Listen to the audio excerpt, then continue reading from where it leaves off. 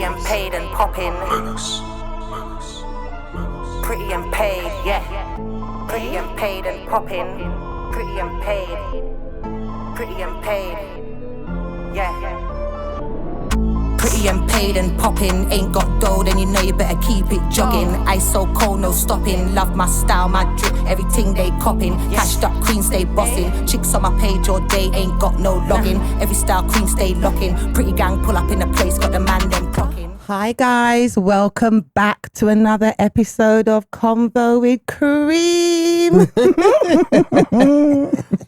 Oh my gosh, there's going to be a lot of laughter on this episode. This is a very special festive episode.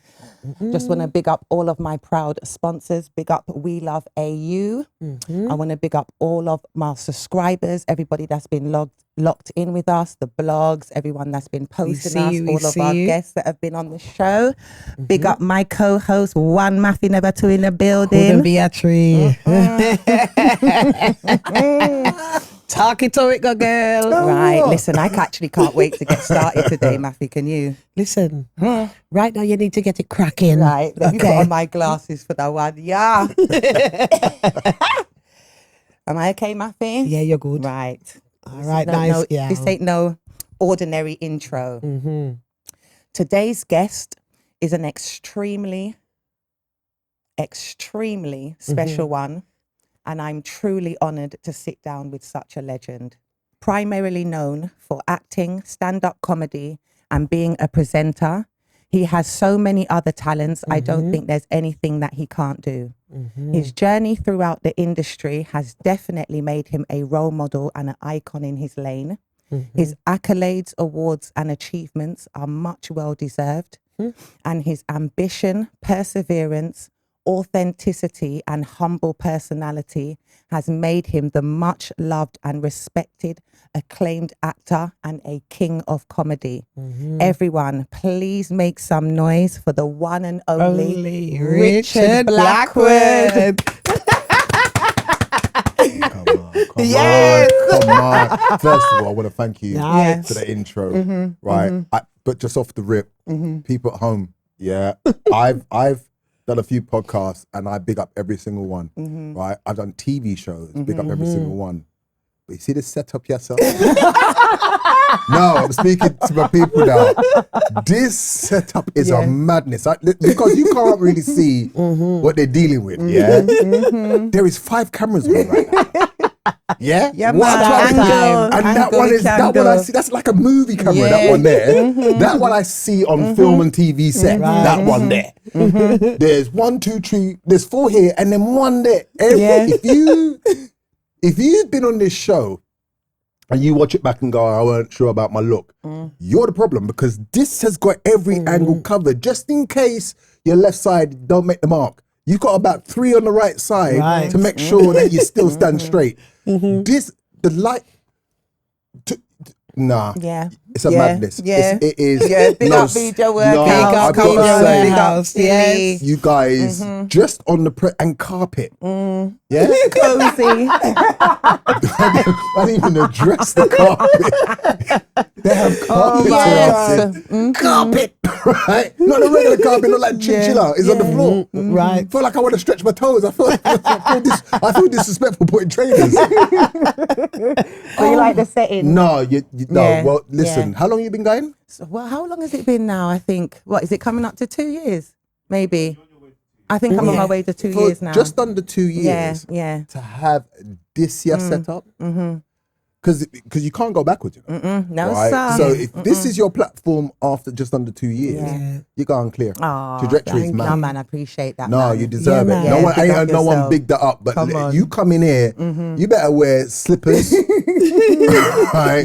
Because this carpet right here is mad. I feel the softness from my trainers. Yeah. No, we like our guests to feel at home. We're glad that Richard, you know what I mean? Like, especially that we know you've been on big sets. You've done a lot. This is equivalent to any big set I've been on. I'm not just saying that the young people are gassing in it. I'm not gassing. I'm being very real. I have not seen 5 cameras for one show. I tell you, the only person that I've seen have that amount of cameras is Mo. Mo's got his thing. Yeah. But that's Mo money. Yeah, come right? on. Yeah, and I said to him, they were in the wall, but that was at Capitol. Yeah. So it's in the Capitol Yeah. building. Yeah, it's right? big. Come on. So imagine you've got the same setup after a year and some change, right? And this is not the Capitol building. Does that make sense? Yeah. So the levels, and then you got the big screen there as well, just in case you need to check yourself. There's a big screen behind. You know, we got this TV in our house. They've got it here just to muck about. Definitely. Yeah, we're angling. We're angle. Oh, that you love. So I'm just saying. And then my man over here has got two screens as well. Yeah, man. You've gone too far. You're gone too far. Biggs, you're gone too far. Biggs, you're gone too far. Leave me something. We keep telling them about the crispy productions. Trust me. No, but yes, I just want to put that out there just so people know the levels Very are much high. so. Innit, Philly? Come on, man. Philly, 10 out of 10. 10 out of 10. Media workhouse. Yeah. Richard. Yes, darling. So yes, we have to just get back a little bit into the intro. No, of course. Because we on Convo With Cream, like we actually are honoured to have you on the show. Thank you, that means a lot. Big That free means a lot. season. You know the ones there and whatever. We just want to give you your flowers. Like there's so much stuff that you've done and that you've accomplished, and that we just look at you like as a role model. Do you know what I mean? That Like means a lot. someone to Legend. look up to. Thank you. To get me, a legend in the game, pioneer in the game, such a hard worker. Do you understand what I mean? And things like that. And just even life as well, being so like authentic. You know, like I've seen like your interviews and things like that, the way that you've spoken on your life and your journey. Yeah. And Definitely. you just embraced your life and your journey. Do you understand? To me, that's something to admire. Of Do you know course. what I mean? And appreciate. Like you're like the second black man to have his own That's right. self-titled show, isn't That's it? right. Is It's that right? Lenny Lenny and then Henry. Then me. Yeah. Big up yourself. Flowers for those things. Flowers. You get me? Yeah. Like, you know, like when you get people like they have to just be born to do something if they're so talented in like all of these areas. Like you're not a typecasted actor or anything like that under the sort. You've done musicals. Do you know what I mean? You rap, you model. Do you understand what I'm saying? You do comedy. You just do it all. So we have to just salute. Well, do you I know what appreciate mean? that. I do. I really do. Yeah. Honestly, and still remaining humble because I think I'd have been a bit by them. Do you understand what I'm saying? Like I just say down. You're talking to me like please, like, you know, everyone's there. Coming in the place, you better respect it. You know what's me do? Do you understand? What? I don't know. I've never heard anybody have a bad word to say about you. No, never. The fact that you're even here. Do you understand? Like we're 2 years in the game. Like we haven't done anything, you know, where we're To not that on, level to yet. that level. No way. And the fact that you've even come here To and bless give us us. a little strength Can from I the say Yeah, something? show. Like, Can I say something on the premise of that, right? Because you may know, you may not, both of you, right? You're respected, right? You're respected. Thank you. No, take it, yes, right? No, you're respected, and okay. So there are, for men, and Philly, I'm sure you can attest to this. For men, there are two types of women, right? There are women that men look at and think, yeah, I want to link her. And there are women that go, no, that's wife material. And trust and believe, because I don't like to use the term predators, but when it comes to mating, that's how our brains are wired. So we can suss that out from a look, from one speech, we just know. And the way you guys carry yourselves, that's the queen status, right? Oh, So, thank you. So that is what emits, right? So you will get people forward on your space because you don't need to do too much, right? Because it's in the caliber, right? Do you know what I mean? We as men, we can read caliber. So we know that you guys are on a level of the only people that can let themselves down is you two. Does that make sense? Yes. Because the respect is already given from people may not say it to you or you might get haters. That's fine because in life, if you get haters, that means you're doing something right. But generally speaking, you don't even have to voice the level that you're at. You know, me knowing now that you come from aristocracy in Jamaica as well. Let's just have it right. I was talking about Jamaica, and I'm just talking about a road that I live on, a little street. They're talking about prime ministers. And I'm like, oh, Ross. Like, big up Senti. Big up Senti Elizabeth. Oh, well, Senti as well. So, you know, but that's, you could see, like you say, born to do something, that's in your DNA. Yeah. So that's what emits from both of you. Does that make sense? So I'm not saying you didn't know that, but just so you know what we see. So that's hence the reason why doing this show, it's like, I'm not a person, you can tell anyway, I'm a Taurus, so I'm a person that say how I feel, and I'm not, we're not sly. What you see is what you get. And 100%. I'm very much that, if you guys carry yourself in a respectful way, then there's no way that I can't be a part of that, because part of the journey, especially when you're in front of the camera, what you guys are on now, is that there are people that look to you. There are people that you inspire, right?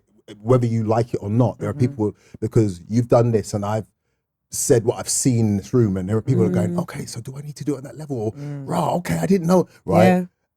But they might know you from the ends to know that, but they come from the grassroots. And they're able to pull that off. That means that I can. Doesn't make sense. So at every junction, we are giving back, right? And I'm not going to stop you from your questions, but the last thing I would say on it is, remember, the way, just so you understand me, all the attributes that I have, all the gifts that I have are God-given, because God wrote my story. So my story is what it is. I'm living out the story that's already written for me. So you would never get arrogance or anything like that, because I understand that God wrote this, which means you can go, oh, okay, and write a left turn that you ain't ready for. Right? Do you know what I mean? Since you feel say you're bad. Right? No, but it's the truth. It's 100% a serious thing. Remember, God loves you just as much as he loves me. Right? So if he sees you deal with me in a messed up way, he might write something down the line where our paths have to cross again, but maybe you're not in the same place you was. Exactly. Because he saw what you did. And the last thing, power, the entity likes to shift. Power likes to feel what it's like in every person. So it might make you do an F3 to someone today and then go, now I want to know what that feels like when it comes back round. Right? In karma. I fully hear that, If people truly understood that, they would deal with each other properly. Man. Right? 'Cause power shifts. But anyway, I'm not going to... No. That's what I was going to say, when you're doing when you're spilling gems, like, definitely. You can see we're quiet. I 100% agree with that. Yeah. Thank you also for what you've poured into us. Thank you very much. I appreciate it 100%. At least we know that, none of us are perfect, but at least we know we're growing in it.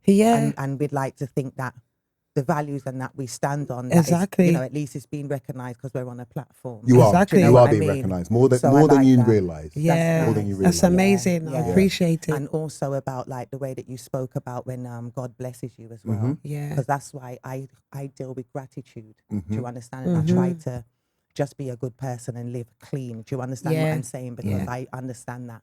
And a lot of the things that bring you through as well is when you've got a good heart. Do you understand what I mean? My mum used to say it's nice to be nice. It's nice to be nice. Always. But not everybody can be nice. And that's the maddest part, is that it sounds easy, but you meet people. It can be difficult. You know what I mean? And then you realise it's all right, because you've set yourself up, because you're living out your truth in it. And that's all it is you're living out your truth. So people with clean hearts, sometimes our journey takes a bit longer. It does. Because we have to cut through all the madness and still remain a certain type of way. Do you understand what I'm saying? And it's easier to conform to the badness because your truth could be, well, they're doing it, so why shouldn't I? It's easy to be ignorant. There you go. But once you hold on to who you are, the way you was raised, all those values that you have, and you're still able to navigate, and no matter the stains that are left on you, you're able to go, that's yours. You can have that back and blah, blah. That's when you truly get rewarded, because you're both parents, right? Yes. So just think of it like, if your kids, now you know that your kids, you've taught them enough and blah, blah. Now they might reach the teenagers where they're now going to start discovering the world. Where no matter what you do, they've got to start making their own choices. But I hope I've implemented enough in them so they make the right choices. The right choices. So when you see, they come back and they say, Mum, certain madness. And you say, what did you do? You go, you're mad. I was over here. You know that it's like, what I implemented is what he or she took out there and said, you see that? That's not for me. Right? So they don't even know, but the level of proud, at that time, they could say, Mum can have £1 million. You got to take it now? Because at that point, you just feel like I done what I needed to do. There you go, exactly. Right? And that's, so if we can fathom that as parents, then you would attribute that to God and say, that's the same thing, right? Because God's looking at us and he goes, I've given you all these gifts. You're gonna go through a certain amount of, you know what I mean? But I need you to remain who you are. And if you could do that, then I will bless you. Exactly. Right? Do you know what I mean? And it's for you to go, do you know what? And maybe you had a broken heart or somebody's done you something, and that's the thing that can make you twist and you go, but no, I'm staying here the same way that our parents raised me. You're gone clear. But anyway, once again, no, definitely gone clear. 100%. I love that. Yeah. And sometimes, like, even the things that we have gone through are the reason why we love in the way that we do. Do you understand what I'm saying? 100%. Like, extra kind people and stuff like that, they know what it was like to not. Do you understand what I'm saying? To suffer. There's not a lot, exactly. And a lot of us have gone through our shaking and our. Do you understand what I'm saying? Exactly. 100%. That's why we are. You know, I'm saying the way that we are. Do you get me? But yeah. Oh, I love that.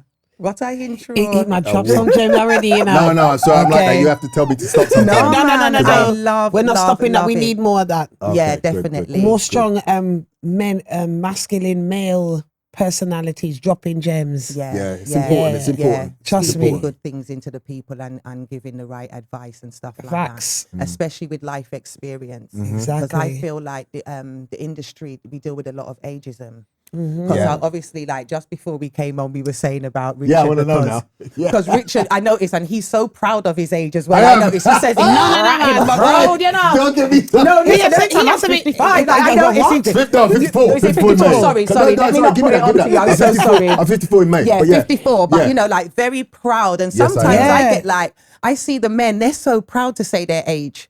But the women are not so much. Because I just feel like once you say how old you are, it's like they just use, you know what I'm saying? If you're all, your ages, that's it. But Richard look good. But you... Him that give them a run sick for their money, man. I'm making them try real hard. Me don't know what. Step your game You're up. drinking red wine. You know what? I seldom drink. Like, you see this? This would be me for the year. Yeah. Right? Like, I'm seriously. Tell them about the lifestyle. You You're picking them couple gem, man. Drop them. I'll drop it on them. Like, so first things first, the DNA. My mum passed away 5 years ago. Right? But no, rest in peace. Right, my mum, she looked young for her age. She died at 66. My dad is, if I'm 54, he'll be 74 in September. So, and he looks well. And so, what me and my brothers and sisters have got is that, especially on my dad's side, is that my dad did Wing Chun, he did Kung Fu from when he was, my dad was in and out of prison when he was young. My dad was on a madness from young, but he's changed his life, but he was kind of, right? But he was on the roads in Brixton, right? So, you know, it was a different time. You had to be able to stand your ground, and you know what I mean, right? And physically as well, times, Richard. right? You know what I'm saying? This is pre-gun talk, right? You know what I mean? This is like the most you might have is a knife or whatever, right? So you had to, you know, he had to stand his ground. And my dad was a respected man in Brixton. So, so he worked out. He told me he worked out when he was in prison, and then he started Kung Fu. So me growing up, it was kind of innate for me to do some form of martial art. I just got that bug. So from when I was 13, I was the weird kid that wore Chinese slippers on the street, man. I was, you know, when was doing the things there. Too far. We start believe that we're Chinese and try to learn Chinese word meant no sense. But trust me, in Streatham, you would see me white socks and Chinese slippers, and man would go, right, you look like you're kicking the face for real, right? Because back in the day, it was about you had to fight. You know, when you're doing practicing the movements and all of this. I was Bruce. Remember, I was born in the 70s, you know, so Bruce Lee. And then I was into Kung Fu films when they were the original Kung Fu's, like Snake and the Monkey Shadow, like Jackie Chan, before he was famous. Yeah, the Silver Fox. Yeah, there was always when they're like talking 5 minutes. You had to have it in particular place where you touched them, where it was that one. You know, like you had to get him there, or he wasn't going to take him down. I remember those. The invincible armor, invincible armor. Man, come in just go. But there had to be a place like the crowd. No, you should get it. Don't play. Invincible armor. Only certain veterans know about invincible armor. Yeah? I used to watch them. And the throat. You remember when they grabbed the throat to go? Yeah, it was a place. You bashing not my throat. I can't believe you mentioned Kung Fu films like that. We're going to discuss the age in a minute. Yes. So I grew up on martial arts, and I did martial arts when I was 13. And you might as well say I'd done a plethora of different martial arts. And then but I was skinny. Okay. So I think it helped because, you know, when you're younger, especially for guys want to have muscles and builds. You always have the one kid in school where you know he was a bit special because he had too much muscles too soon, and you go, there's something wrong with that family. Like it's just too hench, solid, right? At 13, just too hench. You just go, brother, right? But I then started to do weights and stuff like that. So now I do martial arts still to this day. Do you? Oh, really? Yeah, I do. I've done many. I do now I do taekwondo because I want to get a black belt in that. But before that, I was doing Muay Thai and stuff. I've always just, anybody knows me knows that I've always just been active like that. Yeah. Play with Richard. No. but I like the fact that I look like you can. Yeah. It's not a good idea, but I like the fact that I look like, right, Richard just told jokes. Yeah, One time I was at a comedy show and one brother, he come up to the stage and he was talking real loud and he was the lighter one of the crew, to put it that way. And he was just over talking. This was at the O2. So I said, brother, like I'm making little jokes, like calm down, brother. So now he's getting up and he's like that. Yeah, so then he goes, I'll step on the stage.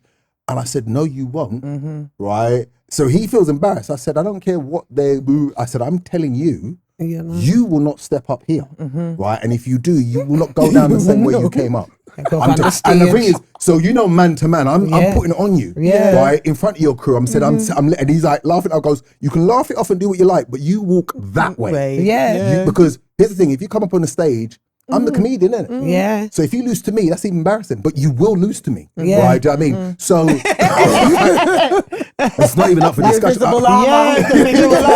And then you got to go back and sit down.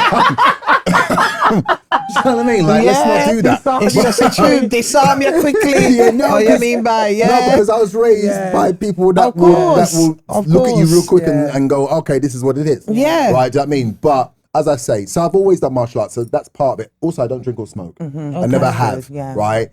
I get cussed now because I would have a little rum punch or a little something, or Bailey's, which is my drink. Bailey's is nice though. But Bailey's That's is like a Christmas drink. Nice. I was going to say the Christmas drink. Yeah, festive drink. If you ain't got a Bailey's in your yard at Christmas, even if you're not a drinker, that's the appearance of really bad. But we've got something for you. You can have it as a souvenir. Do you get me? But we love vodka. We love AU. Vodka, and we got Richard. Richard with his own.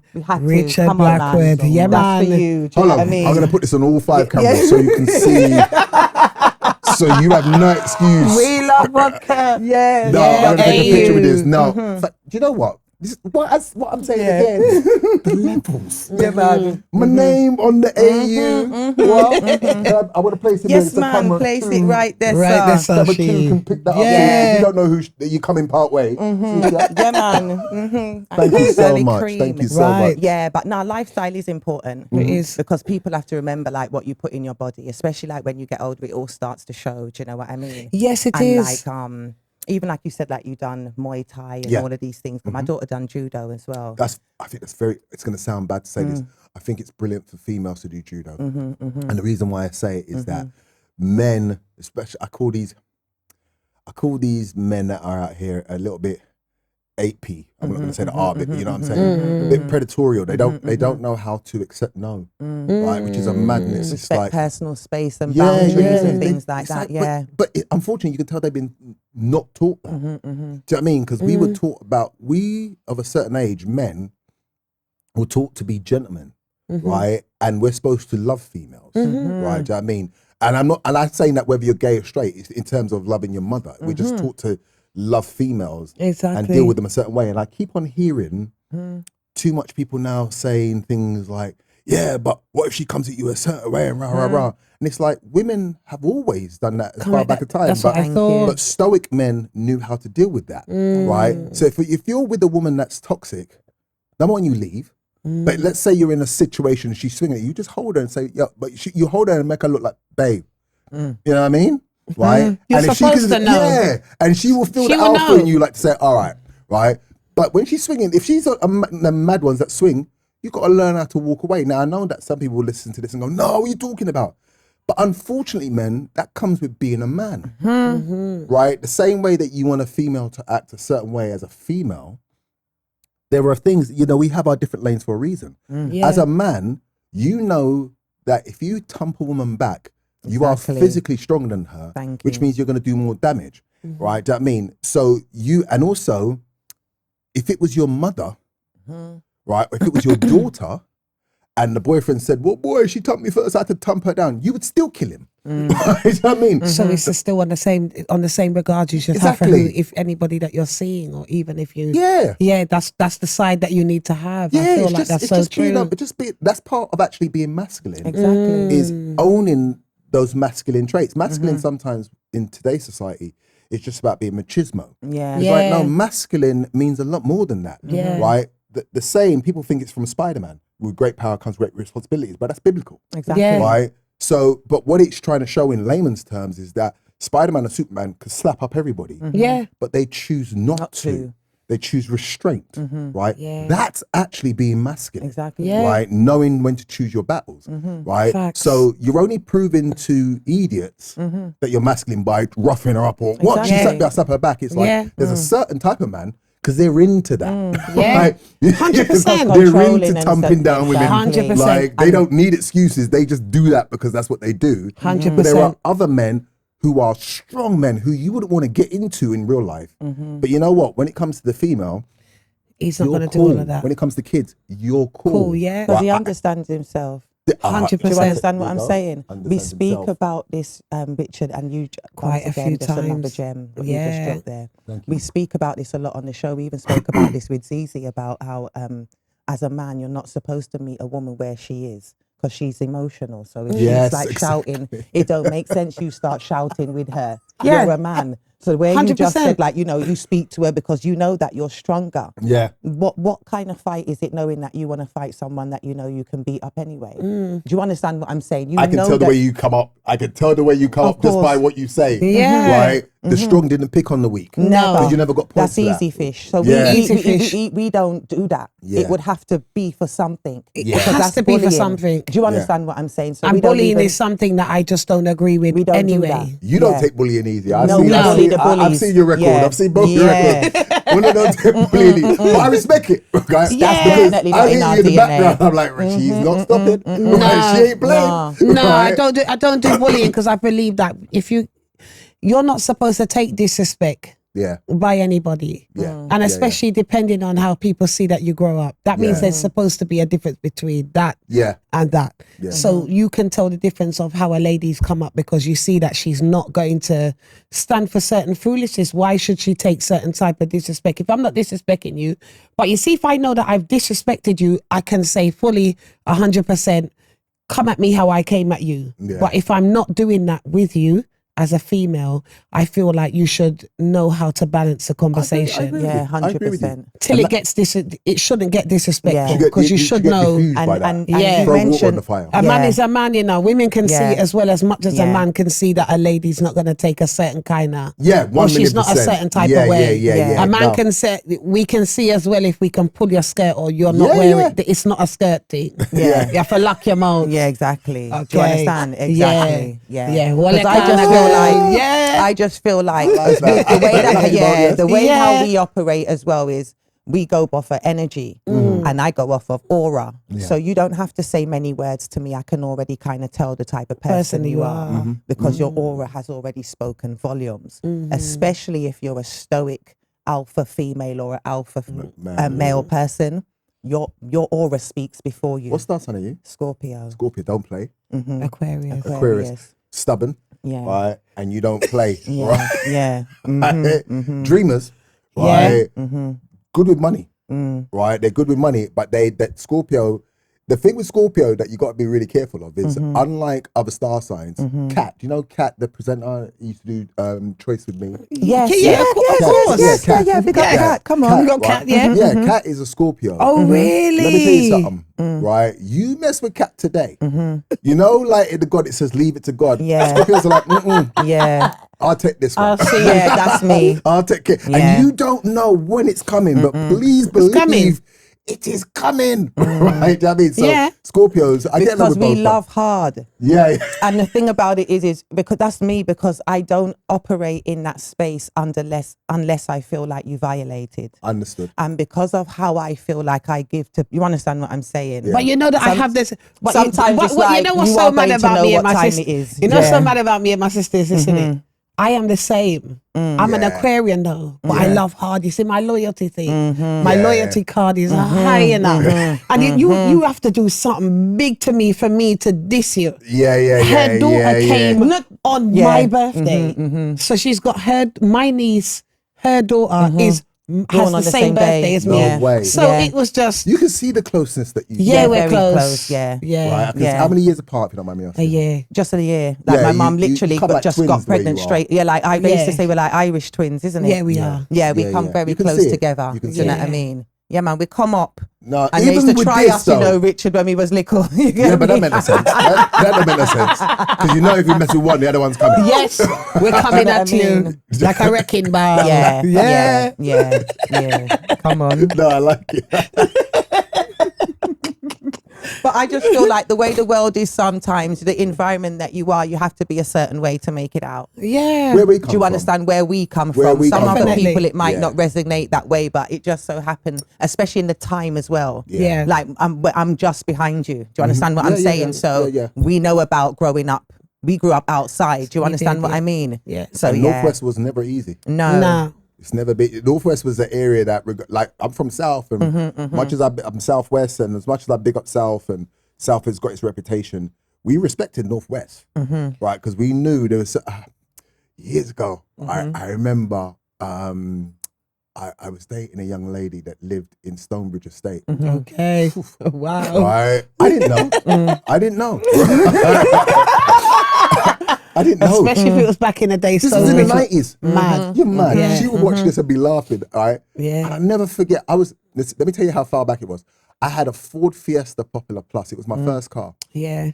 Right, and I met her at a comedy show. We got talking, blah, blah. And she's like, yeah, come pick me up from my house. And she gave me the address. This is before SatNav. Yeah. Right, so I'm, you know what I mean, going through the yellow page. The Atlas and that. What is it, the Atlas? Atlas, Is it the A to Z. Yeah, give me Atlas, A to Z. I think, I remember, and as I'm near, right, and as I'm on, and it's saying turning down, I'm going, it can't be the same.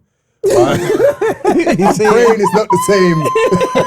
It's not the same. Some of the prettiest girl came up from the roughest estate in the man. What I saw the turning in, I said, because I seen it on the news. I've seen this estate on the news. Yeah. Early in the 80s, I saw it on the news.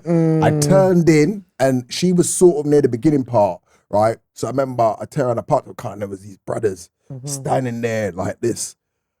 So I turned around the car and I rang. I said, "Listen, I'm outside." And I never forget. She goes, "Give me 5 minutes." And I said, Oh my God, you're not The ready. longest 5 minutes. The only 5 I want to hear is seconds. Yeah, I'm not coming out now. She's Yeah. not even. I said, "You better." Because I'm cussing. I said, "You've had all this time." She goes, "Just give me a minute." So I'm now trying to be masculine. Yeah. Right. I'm sitting in the car and I just feel the horde of them surround the car. Yeah. Is that you moving? And I'm like, yeah, cool, brother. I'm trying to get Yeah, because that's a good on car my as well. ones. And you see them like this. Just, you come to see it. I'm like, yeah, she's coming and out. because one of them kind of knew her and went, oh no, she's cool still. So you're the boyfriend, yeah? I said, hi. Yeah, right. I'm not lying. She took about 15 minutes. Yeah, don't Right. When she got in the car, I didn't talk to her. God. For about half an hour. Yeah, left me outside so long. She's like, what's wrong with you? Because I'm trying to, because then I start to look soft in it, but I'm vexed. You're a liability. No, I'm vexed, right? I felt like I just circled around and just dropped her back home. I was so vexed. Because my life was in danger. Yeah. Like, these are your bedrooms. I'm the op. I'm from You're a South liability. London. And I know I saw guns. I know I saw it. I've never seen a gun before that close. Man's on my windowsill just tapping the glass with the gun. I'm like, she's not worth that.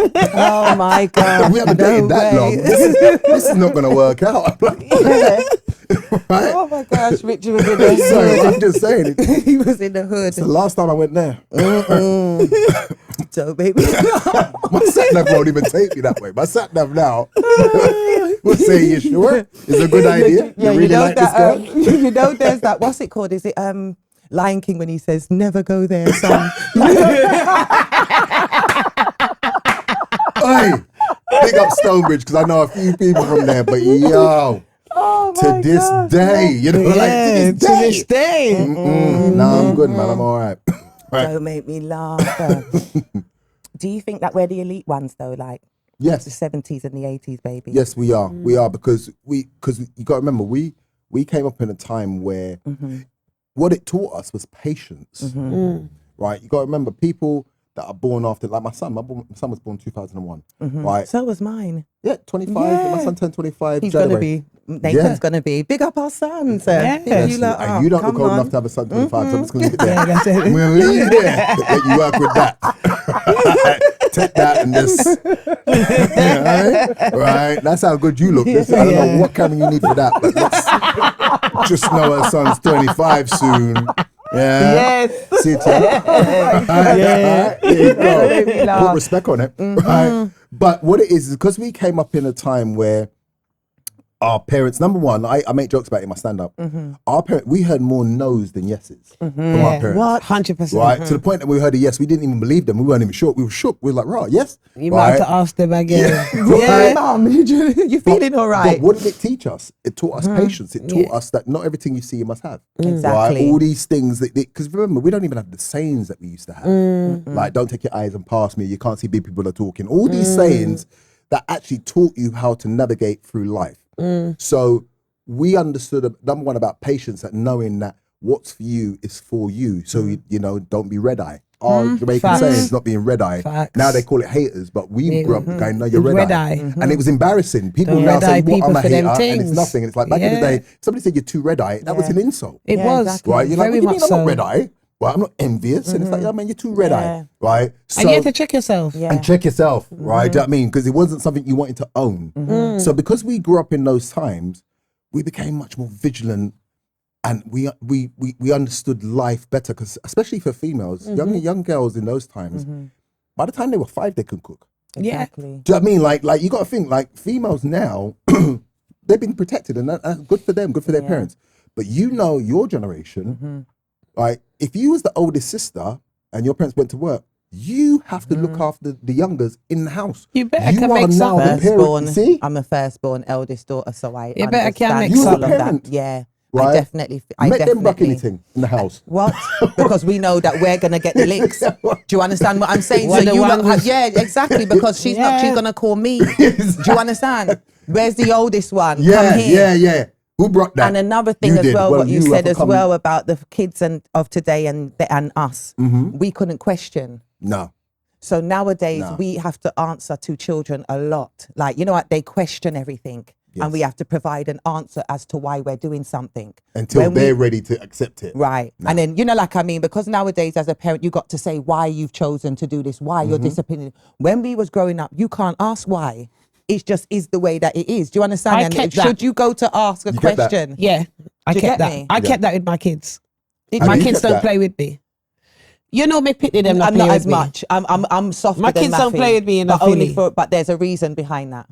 Because I don't play with my. I don't because play. with me, run through. I have to compromise on what I say as well, but also what the dad says. I get it. Do you understand what get I'm it. saying? I So get with mine, it's a bit different because Yeah. You got to he have has his way equilibrium. and I have Yeah. my way. So do you understand? But I know how I was grown up was a bit more. Do you I understand? think what I depending mean? on the man that you're with, depends on how you deal with your kids. I believe that if you've got, when you have your kids and you know that you've got certain things that you need to do as the mom is, you kind of have to, put things in place. Yeah, you do. Prioritize. And let the kids them know that don't ramp with me. When I say sit down and I say it's time to sit down and sit there and you know you do certain things. There's things I do and I put it in place. I know they know not to ramp with me. I read that from you. I read it loud and clear. Yeah, because I just believe that you have to set your levels to what you've got to do. Yeah. So if you're a single mum and you've got things to do, I haven't always been a single mum neither. I've been I had a relationship, obviously everybody knows, but at the same time, 14 I have to 15. 15, I sorry, have to pattern to what I've got to do. Yeah, so if yeah. I've got things to do, if I've got everybody running rampant in my yard, that means what I've got to do, just count that out, is finished. Yeah, I have to pattern. Yeah. So How old is your oldest? 26. 26. Yeah. See, once again, you see, I don't know what you talk about me, the DNA and the cream. Una you cream. I don't know. I Yeah. said one cream. The cream. right, that you're using is magnificent because, but you see, this is testimony to what I'm saying. People sometimes, and we were talking about this earlier, in terms of women and the age thing and the way that they can place you in a bracket because you reach a certain age and whatever not, right? But the truth is that what you have to offer with age is second to none. Because the entertainment you would think is a young person's sport. But when you go through, this is my 33rd year in this industry. Wow. Who I was when I did the Real McCoy at 24. I'm not, that's 30 years ago. One of my favourite shows. Of that time, it was brilliant. But I'm not, now that person thought he knew it all. Because I've just done a TV program, I've killed it, I'm now creating a buzz. So I back then, I was never arrogant, but I was always confident, right? But I thought I had the Midas touch. So by the time I was 27 and I got offered the Richard Blackwood show after MTV, right? Well, during, shall I say. If you think about it, I'm 2 years older than our kids, right? A year older than your son. But you look at your son, regardless if he's a big man, you look at him as a child still. Yeah, it's true, so you know. That level of responsibility, right, on a person so young, coming from where we come from, where we didn't have much, and now we have a lot. It's as I say, now I look and go, I would have dealt with it completely different because that's what age gives you, right? So as much as there's young people coming, I see them all. I don't miss a trick. I see all the young rappers and blah, blah. And I see some of them making some good moves and I see some others making mistakes, right? Do you know what I mean?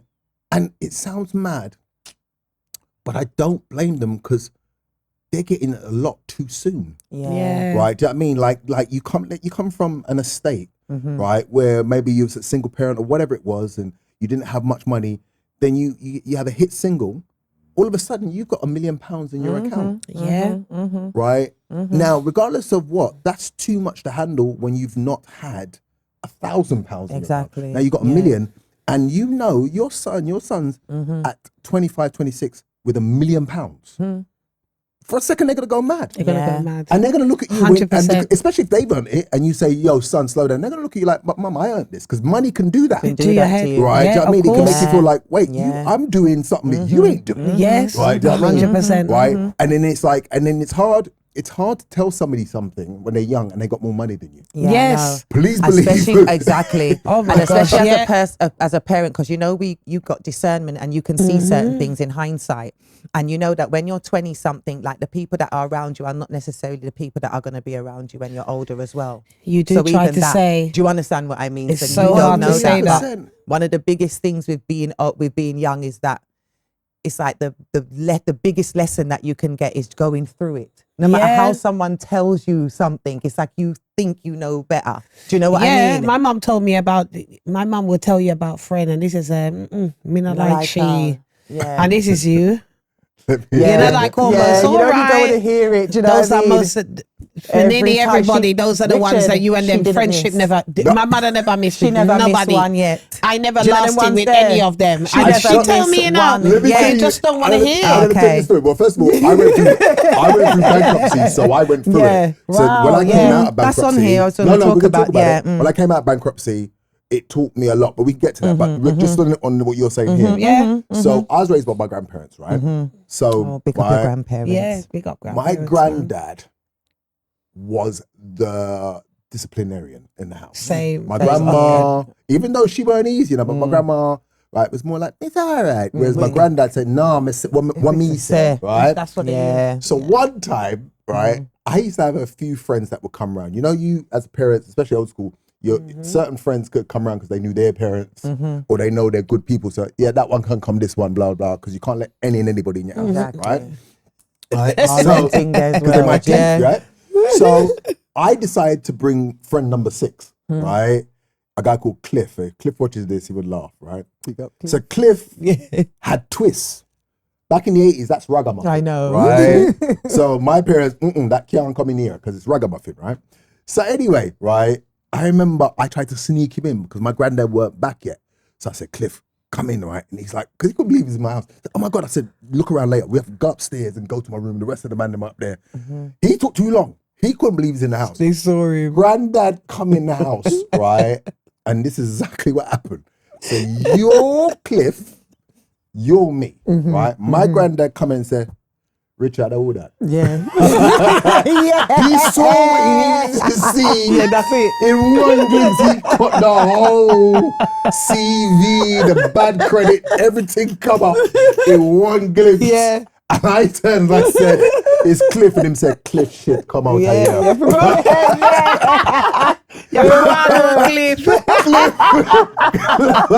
He didn't look back at him, you know, because he saw everything.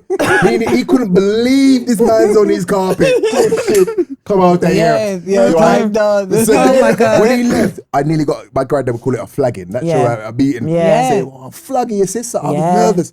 And he said, you see that one? In my teeth, right? You don't like him. You don't like him. But here's the madness. Here's the madness. At this point, Cliff had never committed a crime. I was at a funeral 20 odd years later, right? My friend Queen, bless his mum, passed away. We're at the funeral. And I'm telling the story amongst the man. I said, do you remember when Cliff came around and my dad said, Cliff shit? Cliff said, I didn't know he was there. Cliff goes, your dad was right about me. And I went, oh my God, Cliff, I hadn't seen him since then. Yeah. He said, I went to prison about 4 times. My granddad saw his future in a glimpse. He said, Cliff, energy, read him. Come out here. And he went from my house straight to prison. Yeah. 4 times. You have to sometimes take they know, you have to take the advice. Like you say, never miss. Yeah, never miss yet. No, because the matter is, it's the truth. They truth. don't miss because the thing is, like, you know, if they come in and you could be like, oh, hi, Miss French. No matter how you're trying to put on the high, they know you. You know, see them, yeah? Yeah, I'm not high, Miss French. Yeah, you. Crosses. Sombo she. Do you know what I mean? They just can see it. You're not fooling me. Men are like her. And especially like wise parents, you can't just go up to them and talk up because they know they can see it. They can see it. They can spy. What are you like now? Like, let's say you got daughters? Yeah, I've got a daughter. How old? If you don't mind me asking. She's just turned 19, born the same day as Math. Okay, no, That's the same one. Yeah. So now, when it comes to guys, what are you like? We haven't got there yet, you know, Richard. Imagine that. Really I'm lucky in that way. I haven't reached there so yet. Good for you. Do you get me? But I don't know how they're going to make it out because she's got about 100 soldiers they got to get through to get to Tammy still. You know them ones there? Honestly. She does. Seriously, But she's very serious brothers, as well, though. uncles, the dad. Do you understand what I'm saying? The security team. Do you understand what I'm saying? Like, but she, honestly, one thing I can say though, obviously, you know, parents always big up their kids, but in that way, kids will be kids, but in that way, I have been blessed to not have force right children. Do you know what I mean? Right. You're not playing. In that way, in it, Matthew, talk true. You have to talk true regardless. My kids ain't forced right, but I wasn't. I love that. I didn't play. I wasn't. No, it's the truth. It's the truth. Like they're not. They wasn't. But you don't want to be old before you're young. I don't. Yeah. So that's why when I think one of the mistakes I made, I had my daughter early. And I feel like you can be old before you're young. When I mean old before you're young, I mean that you've got too much responsibilities due to what you can be doing. Yeah, I get it. Kids can put you to sit down for a while. You got a good while. No, they can. You're sitting down. But listen, one of my biggest blessings. Something out to the window. You forget somebody. Everybody you're asking them. Can you look? You can't watch China. They're telling you. I don't know about that. You know, for a week. What? No flu though. It's out to the window. That's why I said to the girls, them do the things that One thing with me and Mafi is it's a long time. Yeah, for somebody else's child. What? My mum wasn't like that. She said, you what? Yeah. You have your responsibilities, then you know what you did not do. One of my prayers though for my children. For all children though, one of my biggest prayers for them is that children have a childhood. I like children to be children.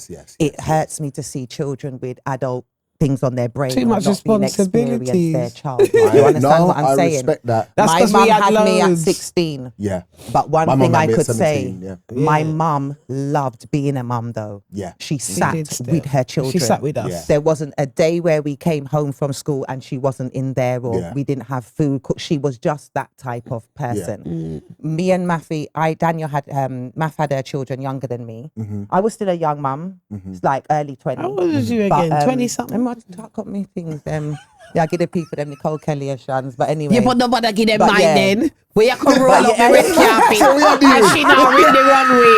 Yeah. It's She true. can roll She up the dashed red you under the bus carpet, and said, people. "Don't Yeah. get out, man." You said, "Oh, And me when now they ring work the at runway. yours, She now they ring can the work out runway. mine." Yeah. That is But fucking. I sit with Here, my my mum was children. 16. She makes sure Yeah, talk no, out Mum, everybody I know. ears. You Mum, forgot you know what my mum yeah. said? Don't make me laugh. You know what though? Pure. Mum said that to me, you know. Everybody This is got shot. it. Mum said that to me. If me hear Sammy was 16 one After more all. time, because Mum said to me as well, like every time thinking, if me hear about me so See her, sweet you with her cue 16. card. Maffy had her early. As soon as you talk her age, see her, yeah. No. No, yeah.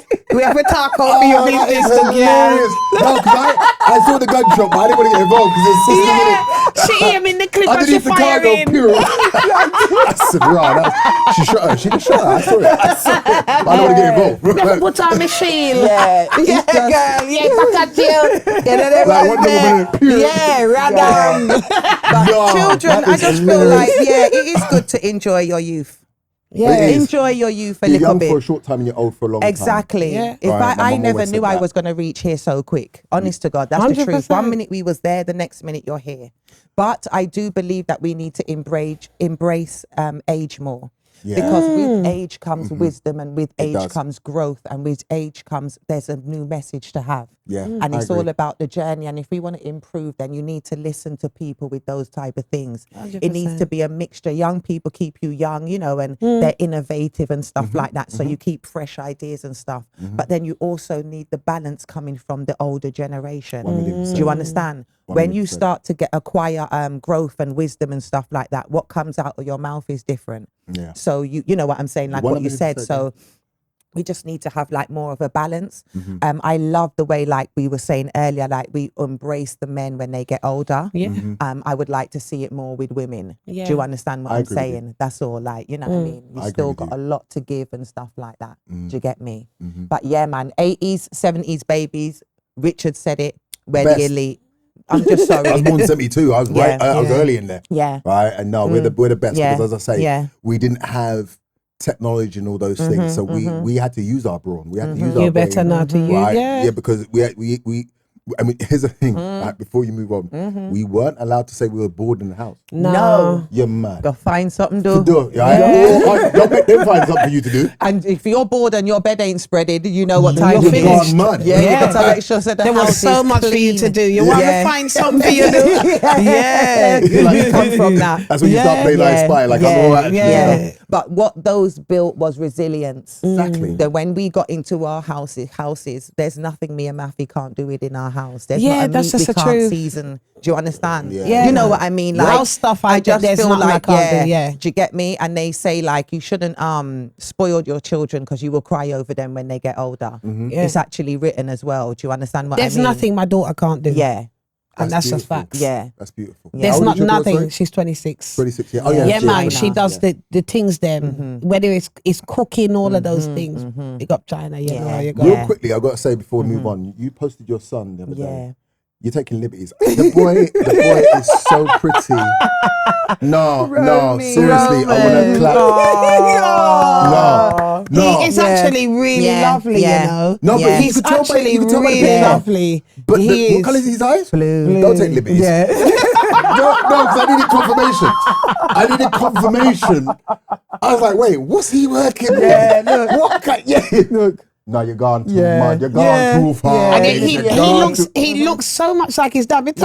talk. Yeah. Same No. story me on side. No, He's you a spit. see with him getting a Yeah. certain age. I mean, Oh, no, gosh. I know. All he's got to do is walk up to a female and blink. Yeah. She goes, wait, sorry, what? What just happened? His cousins Let and him everybody blink told him twice. that already, Yeah. you know. My Yeah. guy. You know that door, girls is knocking. What's your son's name? Roman And he's Santiago. got the name as well. Yeah. Santiago. Liberties. Girls are like, right, are you Spanish? Are you Spanish? Yeah. It's Santiago. Yeah, he's a brand already. He's a brand already. No, He's listen. lovely. Yeah. He's Yeah. Aquarius as well, isn't Yeah, he? yeah. No, Day he's- after Valentine's Day Day, his after that, birthday. We was in 15th, yeah? Windsor. Yeah. Oh, For the okay. weekend. No, he's him gone clear. Yeah, He's man, my lovely. baby. Right, you made it hard, man. I had him just before I started doing Convo With Cream. Yeah, literally. Yeah, that's Yeah. the baby. Yeah, yeah, yeah.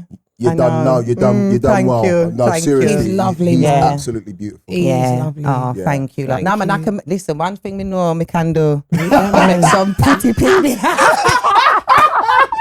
Yo, blue eyes, you know. Blue eyes, you know. Right? Yeah, we can make Piercing. some pretty picnic. Don't play with man. him. Man, Don't play yeah. with him. Sorry. Trust But go me. on, no, Now, no, man, let's get into families. Yeah, We might go on. as well while we're talking Yeah. on families and stuff. And I've heard you speak on your family as Yeah. well. Do you get me? Your sister. Yeah. And R.I.P. to your queen, your mother. Yeah, we just thank want to you. say Thank that you as so well. much. Thank you. And she sounds absolutely legendary. Let me tell you something. No, literally. No, let me tell you something. Yeah. See, my mum would, because you remember I was saying about you stand 10 toes, same thing. Yeah. I really, I have a respect for women that are like that. My partner's like that. Right? Big her up. No, she don't play no games, right? But she reminds me of my mum, Yeah. right? Because love that. my mum, so I'll tell you a story, right? I might have told this story before, but my sister, so my mum's only got 2 kids, right? Myself and my your sister sister. Sophie.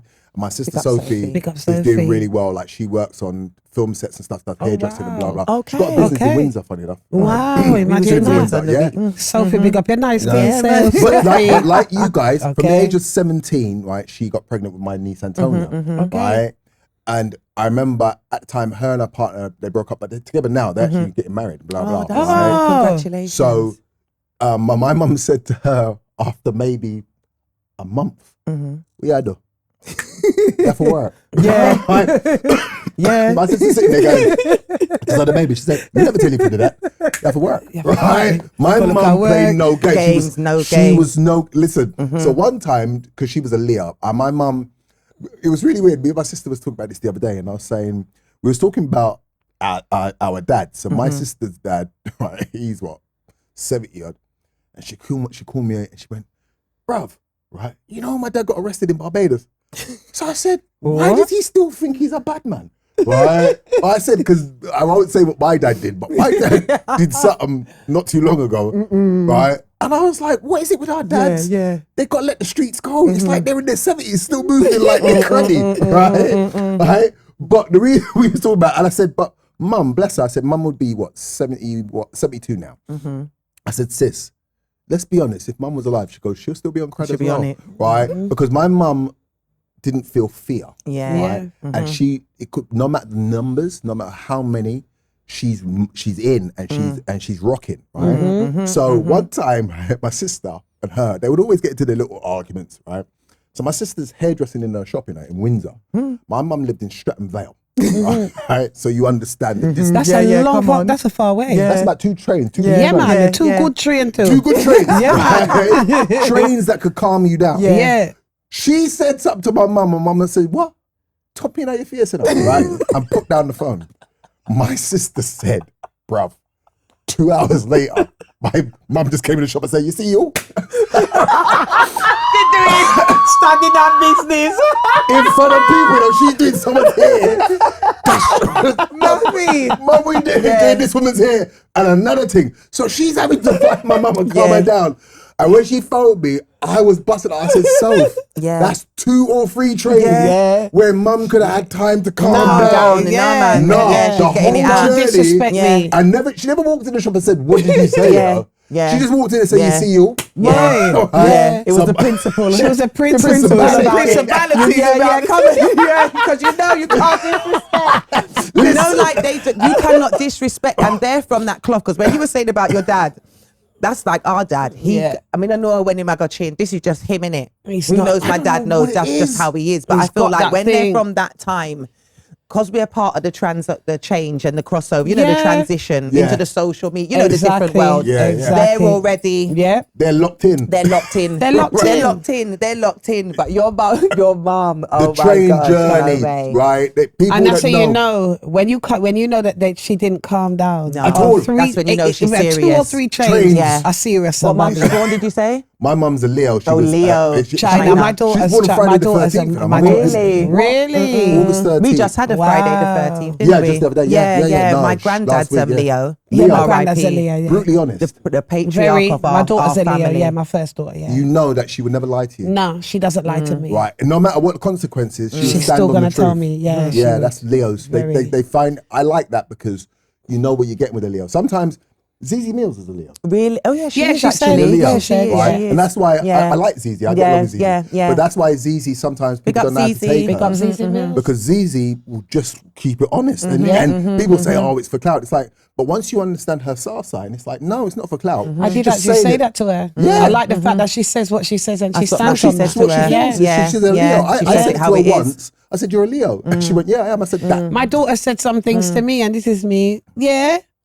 Anyway, not telling me nothing, I'm going to put on the phone. And even when I put the phone down, Cream has a side of that of her as well. Really? Yes. Sometimes very I'll much. tell her, Yeah. and this is me anyway, Yeah. press her off. I don't know how to sugar. And still- in that side of me, Yeah, that, who once knows I me, put the I'm phone down, I'm the I know exactly what non-sugarcoating she friend. said. I like that. though. I have to keep it honest, and I Yeah, have we to don't keep it real. sugarcoat with each we come other, to from be that honest. type of family anyway. Yeah. I like that because you know where you stand. You know where you stand. Yeah, yeah, yeah. 100%. But I also like with what you were saying about with being a Leo and stuff like that, and your mum. Yeah, I actually feel like it's a quality it is. to be able to be like that, because there's a lot of people that don't know how to say what they think. Yeah. It's freeing. It's so freeing. Yeah. Do you know what I Definitely. mean? Yeah. And literally some people their throat chakra's blocked. Like you can't, It you know builds what I'm saying? It's passive-aggressive in here people. and they don't know how to let it out. to let it I out. believe that it builds passive aggressive people. Yeah. Because if you can't say what you think and what you mean, it means that you're holding it. Yeah, And yeah. you can't let it out. Yeah. I could never be don't one of know those you, people. and I No, people can't. I don't read that from don't Libra. know you. No. No, definitely not. Yeah, Sometimes I know. Sometimes we will try. I'll try to. and But still, it's like that little. let me tell you this. You know that little You have to come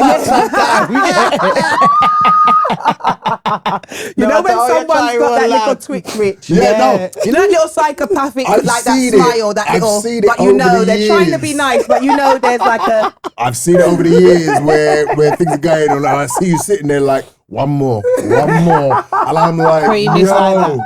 right? Like you go. She will jump, say it, Yeah. Right? But you're trying to be PC, Yeah. but one more. Sometimes I wouldn't even realize I'm talking out aloud. No, but that's because you're just going. It's just gone. Yeah. And But I that's respect it. It's I respect good, it. but it's not always good. Sometimes you have to know to hold your composure. Are you good at that? Now, Working. No. Yeah.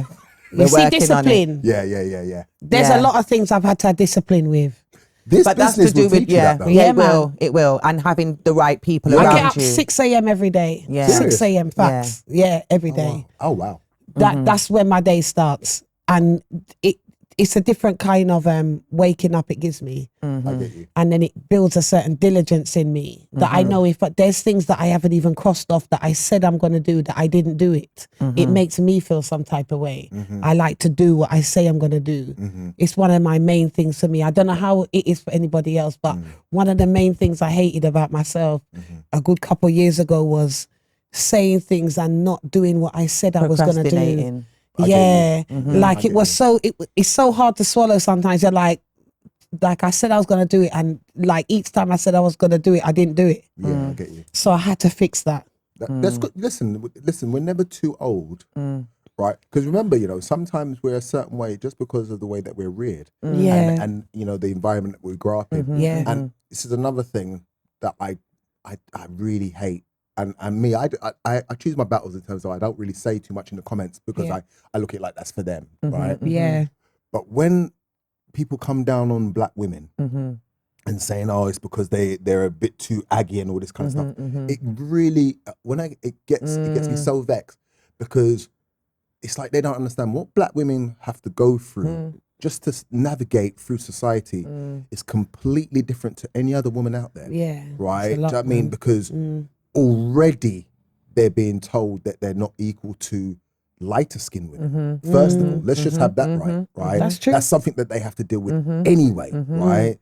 That it's within our own race, right? Yeah. But then being told that as a black woman, if you act the same way as a white woman, oh, you're being aggy, but she's just going through stuff, but you're being aggy. So you find that you're having to. It's like you're fighting against this barrier that it's like. no one else can see that this barrier is in front of you. So they're going, oh, you're acting out of turn. It's like, no, can you not see this big wall that's in front of me? That's not, it's not equal for everybody else. Yeah. Right? And also, as I say, growing up in our environments, black women have to be strong, right? Because sometimes they're growing up amongst man them, some of the man them are a bit different, right? Do you know what I mean? And that women have to navigate through certain men that they know there's some wicked brothers. Right, do you know what I mean? Facts. Like, let's just have it right. Yeah. Like, just to make sure that he don't look at you and think, "Is you today?" You got to make him know, "Yo, right?" Do you know what I mean? Today. Yeah, exactly. But that's a daily It's the thing, yeah. right? The same way, like us men, we know, right, that as men, when we grow up, when we're growing up, and me at 50, nearly 54, it doesn't stop. Another man would always try and test you, even if it's the smallest way. He just wants to see if he can chief you somehow. Right, so even when they might go, yo, what were you saying? And you have to go, brother, what are you saying so hard? Like because he's trying to see if he can intimidate you. Yeah. What are you saying, brother? Right, Checking your you go, temperature. right, and just in a hello, he's got to feel like, can I chief you? So now no one else knows, but me and you know. I've now got to match you to let you know, brother, not today. For you to go, all right, cool. But then I'm vexed. It's like, why did I even have to do that? with you? Exactly. Yeah. Why do you have to bring me to a place where you feel, I want to see if I can embarrass you, I can chief you? You're standing with your girl and I go, right, it's you. Yeah. You go, who the fuck are you talking to? Exactly. Right, do you know what I mean? Because now you're trying to embarrass me in front of her. Exactly. Right, do you know what I mean? She might not even clock it, but you know what you're doing. Yeah. Right, do you know what I mean? Yeah. So men go through it all the time, but women, black women go through it far worse. Right, do you know what I mean? Right, because they get it from their own sisters, and then they get it from men as well that are looking at them and like. So when I hear, listen, you date who you want to date. I don't care what color you want to date. That's fine by me. But using the excuse that black women are, too much or blah blah blah. Yeah. It's like you're taking liberty because as a black man, you know what they've had to go through. So you should be just say it's not for you. Yeah. But you should be more understanding because you know that your dark-skinned sister has had to go through a madness daily, Yeah. right? Do you know what I mean?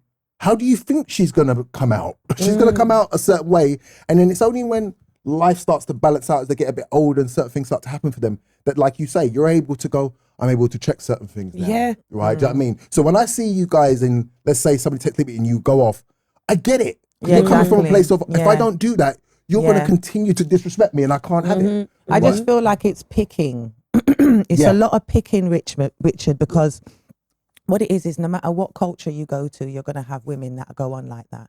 We speak about it all the time. Like if you're Spanish, it's not aggression, it's spicy. Spicy. You're spicy. Do you understand? Yeah, I said that. We're spicy We too. was talking And I'm about like, that. do you understand Yeah. what Yeah. I'm saying?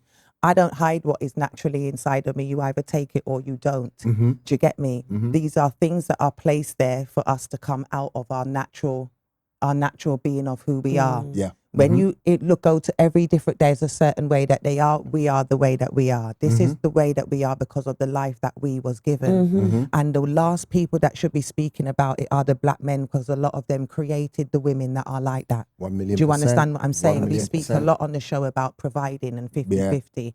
And we have to always break down the providing because we don't just speak about financial providing. exactly. We speak about providing a safe space in Safe order for your space. woman to be her To be a ultimate feminine. person. Exactly. You know the vibe. 100%. Yeah. Do you know what I'm saying? So I just feel like these are all things to stop us because they understand how powerful that we are. Yeah, I do. I agree. A lot of the times that the women are strong because some of the women are the realest G's in the team. That's what you lot need to understand. Some men that are where they are there because of, not just because of them, because it's God with everything, but who that woman was that had beside them. Do you understand? Their sisters, their auntie, their mum, their granny, granny's prayers that was covering everybody. Do you understand what I'm saying? I totally get you. There are so Totally many get you. things that the woman puts into. Yeah. And they do a lot of silent putting into and don't get the gratitude to it. No matter what you do, when you keep doing something, you're going to get, scars or Yeah, yeah, whatever. yeah, and if yeah, you yeah. go into the world, you have to put on armor. Instead of trying to de-armor the person. You remember when we were saying about, Yeah. do you understand? Yeah, yeah. Disarm me instead of putting on so much. Do you understand Yeah. what I'm saying? Then you can 100%. see, you understand what I But mean? guess what? A lot of those men respect when their mums were strong or when their sisters were strong. And it's like, and that's why it annoys me because it's like a lot of the men that say that, you were raised by strong women. You were raised by women that didn't take no nonsense. But yet, that's why I say with me, that's what I relate to. My mum was a strong person, and yes, she had ignorance at times, but you love that part of her as well because it's what made her. Yeah. And me and my sister, we're the softer versions, right? Where we will still stand our ground, but we're not ignorant with it, right? I mean, but my mum taught us that. Like someone, like I said, my mum had a hysterectomy in her 40s, Wow. and after hysterectomy, you're not supposed to work for maybe 3 months. Yeah. 2 weeks. Wow. She went back to work, and I said, Mum, you can't go to work. She goes, the bills now stop. Stop, exactly. And I went, she goes, and when them stop, me can stop, right? But nobody told her that she had to go up. She said, I have to do it. So regardless if I even subconsciously realize it or not, that's innate. Anybody that knows me, I can't, if I am in my house for the whole day, I feel like I'm unemployed. Right? I literally have to say, like, you know what I mean? Like, all right, I'm cool because I'm working, blah, blah. I might, like, I'm doing a comedy tour at the moment. I might be doing tours up and down the country. Secret. Well, Was that the last one? Okay, yeah, Top Secret. right. It's a really good one as well. Really good right? one. You know what's mad? I was inviting guys, you know. Really? You should have. Because And my partner saw you as well. Oh my gosh, where was it? Because he said that he saw you because he was working at one of them. Not Shepherd's Bush, because I did Shepherd's Bush the other Really? day. I hate when I can't remember things like this, but yeah, Maybe he did Shepherd's see you Bush. because you're always working anyway, That's aren't right, you? yeah. Richard must stop work. Do you understand what No, I'm saying? 'cause that's how I was raised. yeah, you literally you get it in. Do you know what I mean? My dad, but my mum, Yeah. there was no playing. My Yeah. mum was always, so that's what I'm saying. I recognize that my mum was a dark-skinned black woman. Right, do you know what I mean? So Yeah. and her thing was Black like, queen. she's growing up in the 60s where the racism was rife, right? But her thing was like, she's not letting nothing stand in her way, which means that you can't make excuses because it's easier for you. Do you understand what I mean? So that's why it annoys me when I hear certain men say that, because it's like, you look at their parents and you know, that's a strong woman that you got in the house. Yeah. And what can come from it? Because I believe that's testament for why you lot are the way you are. Yeah. Look how you just said, like, your sister, she's successful in Oh, her yeah, own yeah, right. she ain't playing. You're successful within your own right. There's a lot of kids and they don't even understand. Just to have that one peaceful day, they don't know the battles that their parent had to fight. Telling you. Do you It's a understand lot. what I'm It's saying? a Because ve- you're it's a lot. protecting them. 1 million. You know what I mean? It's like 1 I saw million this percent. woman in Africa or one of the Caribbean, and it was pissing down with rain, and she's holding the umbrella and she's soaking wet. But you know what I'm saying? But the kids kids don't then- understand what you go through for them to. Do you understand to what be I mean? easy. And it's literally like your mum was just in the field to make sure, because you don't know. Parents, they see things on their children. They have their what they pray for you and what they Yeah. wish. Do you understand? So it just feels like she was there.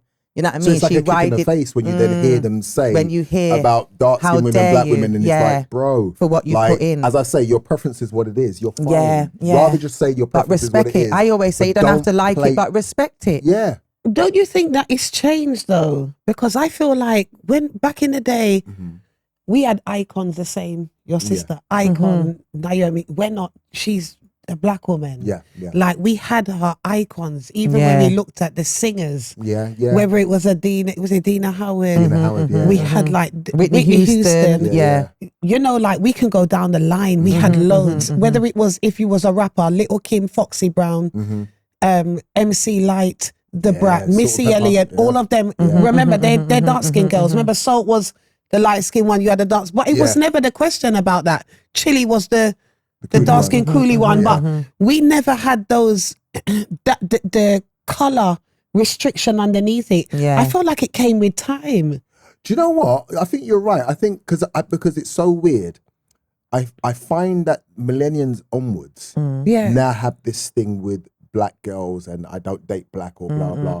Yeah. And I don't understand where it comes from because they never went through the racism that we went through. That's true. Right? Do you know what I mean? Like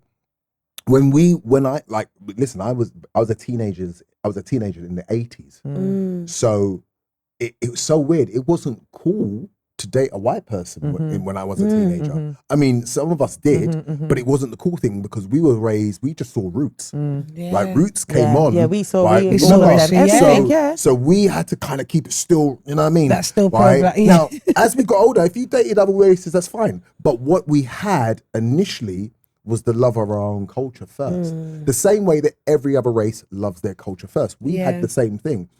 And I sometimes say, and it sounds bad to say this, but since racism has now gone a bit more underground, it's a bit more like they call it microaggression. I find that not all, because you'll get people texting in and saying, but some black people have turned a bit stupid, Mm-hmm. right? Straight.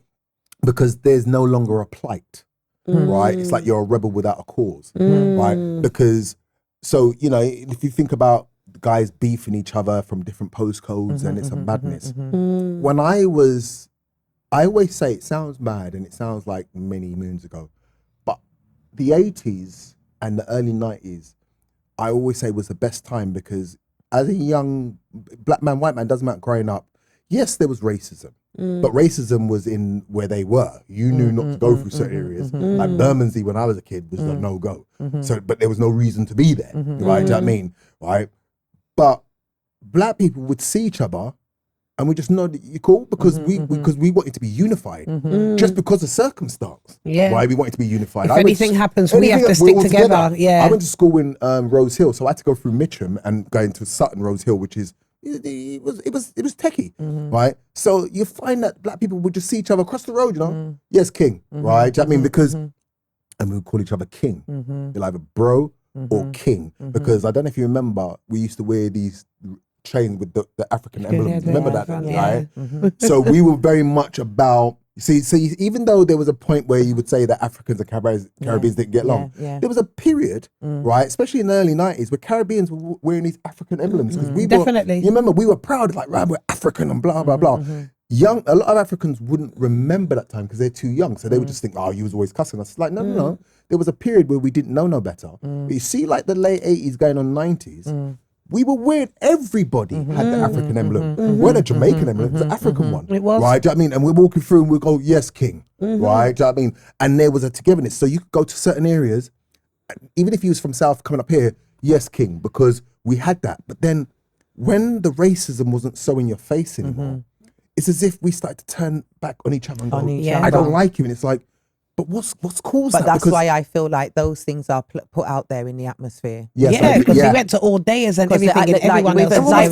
Like with agendas, you know, they put things, and they treacle them with, you know, within certain spaces for those things to put into your brain. 100%. When we go to different countries, we're exotic. Do you understand? We're only non-exotic here. When we go anywhere else, you know, they love it. Do you understand what I'm saying? So I just feel like it starts at home. I'm so grateful that my mum taught us about to love who we are. There wasn't like a black rootsy, you know, video or whatever movie we never saw or we watched all. You remember we used to grow up in our days, the Caribbean households, they had the Marcus Garvey book, you know, every book you could think, we had to read every book, you know what I'm saying? Do you remember? So we had to know about the things do you get me? And love where you're from, do you get me? Because where we used to, you know, we hear people saying black till in pretty, you know what I mean? Because the blacker you are where we come from, they love it. Do you understand? I don't understand that. Do you get me? It's beautiful. You are right though. It has got worse. I think it's changed now for the worse. And just before you go with your questions, I'll say this as well. Right, I got a friend called Kevin, right, and he was a bit older, and he was on the roads back in the day. And I remember he saw me one time in Fort Neath, and he goes, because he does a lot of things for young kids and stuff. And he goes, brother, why do you think these kids have gone mad and that? And he goes, because we weren't like that. And I said, bro, never. I said, you got to remember one thing. I said, the music that we listened to, there was a balance. So there was badness on one side in hip hop, but there was also conscious, side, right? Yeah. And there was a balance. I said, so for NWA, we had Tribe Called Quest, right? They were equally as successful, right? I said, even if you think about the UK, I said, there were rap groups like the Demon Boys. I'm showing my age now. Demon Boys were from Tottenham, right? And they had a tune called "Don't Smoke the Crack," right? Do you know what I mean? Right, when crack was becoming rife, right? Don't touch the cold, don't you smoke the crack? And it was a big tune. But the Demon Boys, we respected because they were like the London posse. They were of that ilk. Yeah, they were street guys. Yeah. But what they promoting was, as much as we come from here, we don't touch that. Yeah, exactly. So when we were teenagers growing up, we were singing those in clubs. So therefore, if you was in there and you started smoking, man's looking at you, you're weird because you never hear what the tune said. So music, there was a balance. I don't think there's the same balance in music now. No. What's being pushed more now is more darker, and naturally, and I understand when people say, but you know, that's for the parents to look out for the kids. And it's like, once again, you're forgetting when you was a child. Exactly. And that's why I don't like the statement. Because when you was a child, right, does that mean that you never watch porn? Because Exactly. you weren't allowed to, Yeah. right? But can you categorically say to me, I Yeah. never watched it because my parents were watching everything I was doing? You still found a way to watch that. You still found. I remember I Put in a video. right? Yeah. But think about The it. wrong thing. The reason why I started doing a stand up is because I watched Richard Pryor live in concert. It came on TV. I snuck downstairs and I watch turned the TV low and I pushed the rocking chair up close, right? Because obviously, you know, even the rocking chair. And I watched Richard Pryor live in concert. I was 8 years old, right? And I taped it on. I had Charlie Brown, a cartoon, and I taped over Charlie Brown. Yeah, because you had to record over what was there You before. remember, right? Charlie Brown had to go. Charlie Brown, you saw the beginning. You weren't even a clean cut. You saw Charlie Brown start walking. And then Richard Pryor was on there. I was like, right, this is not Charlie Brown. But literally, I recorded it, and I would have it in my bedroom. And I'd watch it, right? Do you know what I mean? And keep replaying it. I knew it inside out before I was 10, right? So I'm saying that I did that at 8 years old, stuck downstairs. Yeah. Kids will find a way. So for you to then say, I'm rapping about what I'm rapping, but that's on you as the parent to look at, it's like, you're being unfair. Because you know what you did. Yeah. You know it's kids can't, and it's harder now. I agree. Yeah, Kids it's have got different. phones. Yeah, it's just Can't monitor anything now. Nah, you can't monitor it as much. Do you know No what I way. mean? But There's sorry. a different frequency in the music as well. Completely. There's different frequencies. There's open doors. Do you understand what I'm saying? And they've put Open so much doors. things in there to just, you know what I'm saying, to make your mind just do different stuff. Do you get me? We come from that time where, remember, you had your cassette. If your favorite cassette was thing, you have to reel Reel it. it in Do you with remember the- all of Yeah. that? Do you understand what If I'm it saying? twists up, We you just have to come from reel a it you have to out fix and it. then reel it back in from Different straighten it era. out. Do you get what I'm saying? I wonder if it's still working. Yeah, you put it in and you're hoping for the best. Yeah, straighten it. I saw that you said that you lived briefly in Sweden when you was little. That's right, And yeah. then came over and you were speaking Swedish. Yeah. Can you still speak Swedish? Prata svenska, only a little bit. Really? Wow. What did that mean? It just meant I speak Swedish. I speak Swedish. Yeah. What can you tell me to say in Swedish? Tell me something. Nothing other than now if you want to impress somebody, Yeah. it's Swedish. So you can do prata svenska, yeah? Polska svenska. Can do prata svenska, yeah? Can do. I should have. Maybe without the Can the retainers. I'll try svenska again. pensa? Prata. No, Can Muffy, do definitely not. prata. Can do prata. Prata. Prata skreska. Prata svenska, yeah? Prata skreska. Yes, Prata So it's svenska, just saying, yeah? can you speak Swedish? And they Can go, you speak yeah, Swedish? Yeah. Okay. Why, Johnny? Prata svenska. The good man. No, but it's mad because it's was like the funny only thing when I you- can say now. It was just, yeah. But I couldn't speak English when I came back. Yeah. Because Yeah. my mum, okay, so my mum was the opposite. My mum wanted to still do her thing Yeah, when she yeah. was younger. Prata Hence my skreska. grandparents coming in. Prata skreska. But she was she was always a go-getter. So she had a boyfriend in Sweden and they Yeah. started a nightclub. Yeah. So she was like, I'm ready for him. And grandma said, you sure? Don't muck around. All right, no, make him come. Yeah. No, because my grandma now is like, me love him. Him should stay. Yes, Me sir. like him, Yeah, yeah. me like him. Stay. I'm like, no, it's my son. It's like, you see, if you take him, you see, and it don't work out, it's me and you, right? So she took me. I remember I went to Jamaica and Sweden. And I remember we lived in a place called Borås, which is like the countryside, right? But I remember it vividly. I had the best time. Yeah. Right? I was there for years and I went to school there. That's when I first started to wear glasses because I was blind, I didn't know. And I went to the opticians there and they was like, he needs glasses. So I remember I started wearing glasses in Sweden. And I used to try and count to 10. Then I counted to 20. By the time I counted to 30, I knew I was fluent in Swedish. It was really weird, right? And because no one was speaking English in that part of Sweden. If you went to Stockholm, then maybe. But that part of Sweden, no, there was no need for it. So I was speaking Swedish. So then when it didn't work out, we came back. And what my mum said to me is that my dad saw me and said, "What happened, son?" I said, "Oh, man, they'll do a yard." And he went, Rotted. I said, "What you do to him? What? You did break him. He's not Jamaican anymore. What are you dealing with? Right? No, you don't mash him up now, man. Come on, man. I English, yeah, you know how English, Jamaican, yeah. I England, you're there. About back to Swedish. it. Yeah. About you know, they only saw the Muppet Show. Yeah. Better speak English around me. Yeah, I deal with. Don't make me laugh. I went to school being Swedish, you know. I remember Really? Wow, that's That's really bad. good though. yeah, no, but you see, when you're a kid, yeah. right, and you're speaking Swedish, and the kids going, "He's weird. What's wrong with him? Why is he saying that? He's black and Swedish." And Like, dads make me laugh. They ain't got no filter. You know, I remember because our dad's a Rasta. yeah, Ras. My mum wasn't with my dad. when, you know, at the time. And he picked us up. And me and Mafi was in the back of the car, Philly.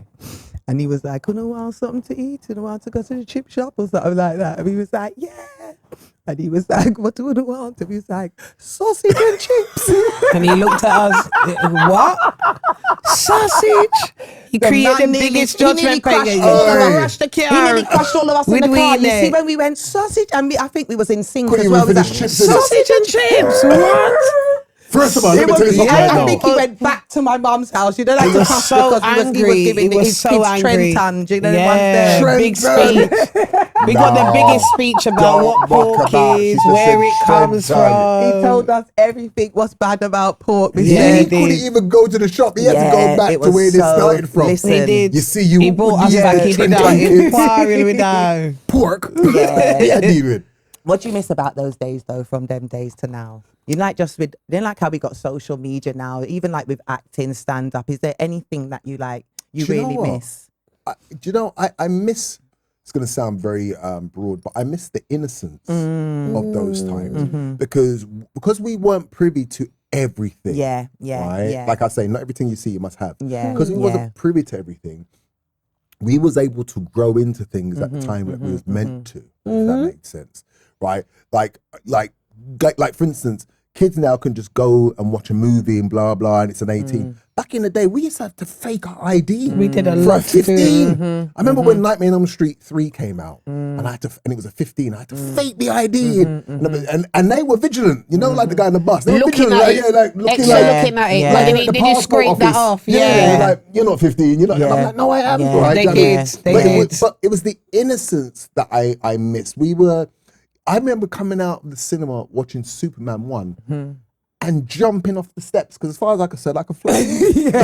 That's how bad it was. It's the truth. Until gravity said, no, It's the truth. You can't. You will gotta grow. Breakdance, you see, I'm a bit older. Electric Boogaloo. Come on, we're classic babies. We know. How can you tell us about breakdance? There's not a movie my God. back then. Me That and was Mafi my know things word favourite. for word. What are you I'm not talking even about? off your age, but you said electric boogaloo. Listen, we know the whole thing. Yeah. We did all I that. know We watched all of those. No, but you can see my eyes open. Yeah. we did. Let me tell you that electric boogaloo was breakdance too, right? Let me tell you something. I love You the would come out the outfits, cinema, everything. Yeah, man. popping. Come on. And they had the girls and they do and they had on You see? the Oh colours. my God. You need to relax. Do you remember they had on it's the colours they had on the colours, like the peach, it was the God. I felt so nostalgic that It did, did. didn't it? Oh my God. I don't need to relax because I'm yeah, singing tunes that you ain't supposed to know. No, we know them. We know them. No, you need to We know relax. them. We know them. We watched know it. them. We watched all it. of them. Oh, that's what I One thing miss. we made use of our cassette player. We did. There VHS. wasn't.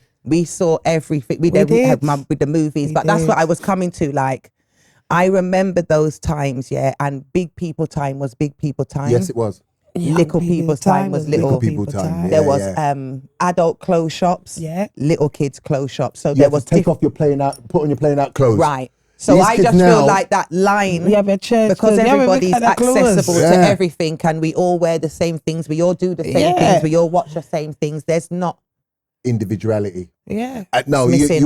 you're absolutely right. Yeah. And you could, and here's the thing, like I say, Yeah. you could be whoever you wanted to be, and no one will cuss you for it because, as I say, remember, I told you I wore Chinese slippers, walked down Streatham High Road, and no one would cuss me, right? Because they just knew I was into kung fu. That's what you know you're going to do. It's like Richard loved them kung fu, and I'm telling them about Jackie Chan. They're going, "Who's Jackie Chan?" I'm like, "Oh my God, Jackie Chan!" Blah blah. I was a Jackie Chan fan when Jackie Chan was an extra in Enter the Dragon. Like I was a Jackie Chan fan, so I watched his growth from doing these movies. And I could see he wanted to break in America. That's how deep I was, right? And he did a film called Rumble in the Bronx, which got him in America. But before that, you remember that? Yeah. He did a film called The Protector, and that was supposed to be his way in, and it never worked, right? Do you know what I mean? He did a film called Cannonball Run with Burt Reynolds, and it's like, he's trying to get in. So everybody else was like, who's that guy? And I'm like, that's Jackie Chan. Right? Like I was a fan from early. There's too many of them. But as I say, my friends would just go, Richard is the Chinese slippers man. Like it was just my household love Kick-Ass.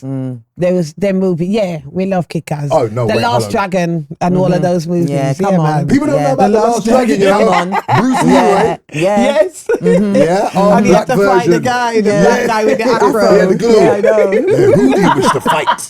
Maybe We one come of the from the ladies. days where, you know, when they're talking and then you see their Yeah, the mouths batak moving and then mouth now move. You hear the sound seen about it. He 3 went minutes first later. and then the talking came. You bastard. Your Steiner Kung Fu is immensely strong. You want to fight? Fight me. You bastard. Yes. No, listen. I don't think you understand. Literally. All those things I miss Yeah. because it was the innocence. And we know movies word for word. You're a joker, So the young yeah. kids, they don't know. You know, like they might watch a movie once and then that's it. Yeah. When We classics didn't have come that. on, people will ask us like, "Did you not go out?" Because we We know, know you know, like the you big remember, like how you just said, classics. we hold on, I need remember to ask things you, word for What's your word. favourite movie and what's yours? Oh my gosh, what type of movie though? Oh, no, I like it. No, okay, because I okay. like me. You see me, like I'm like classic movies to me is like The Color Purple, Classic. That's one of my favorites. Cry Freedom, Cry. Stevie Biko. One of our Listen, favourites. Stevie Biko. Please, See, that's you why have you to can know see one it of in our white favourites, sisters, you know? yeah. Stevie Yeah. Biko, you know? love Yeah, that. that's a cold one. Yeah. And then like I like Boys in the Hood. Classic. Do you understand what I'm saying? Scarface, obviously. I knew he was going to say Scarface. Yeah. I like Scarface and then got me we there. like I like Juice. I like Juice. Above the Rim, New Jack Tupac. City. New Jack Listen. City has to be a has to classic. be there. Do And you when get I heard me? the story behind New Jack City as well. And then also, Yeah. what's the ones where they went and they was doing all of the stuff? Goonies. Goonies. Oh my God, They classic. remade My that. They remade movie. it. Come on. They Really? remade You know Goonies. them kind of Really? movies. And what's the Goonies. other one when I was telling you about? A quarter. Atreyu. No, what's a quarter?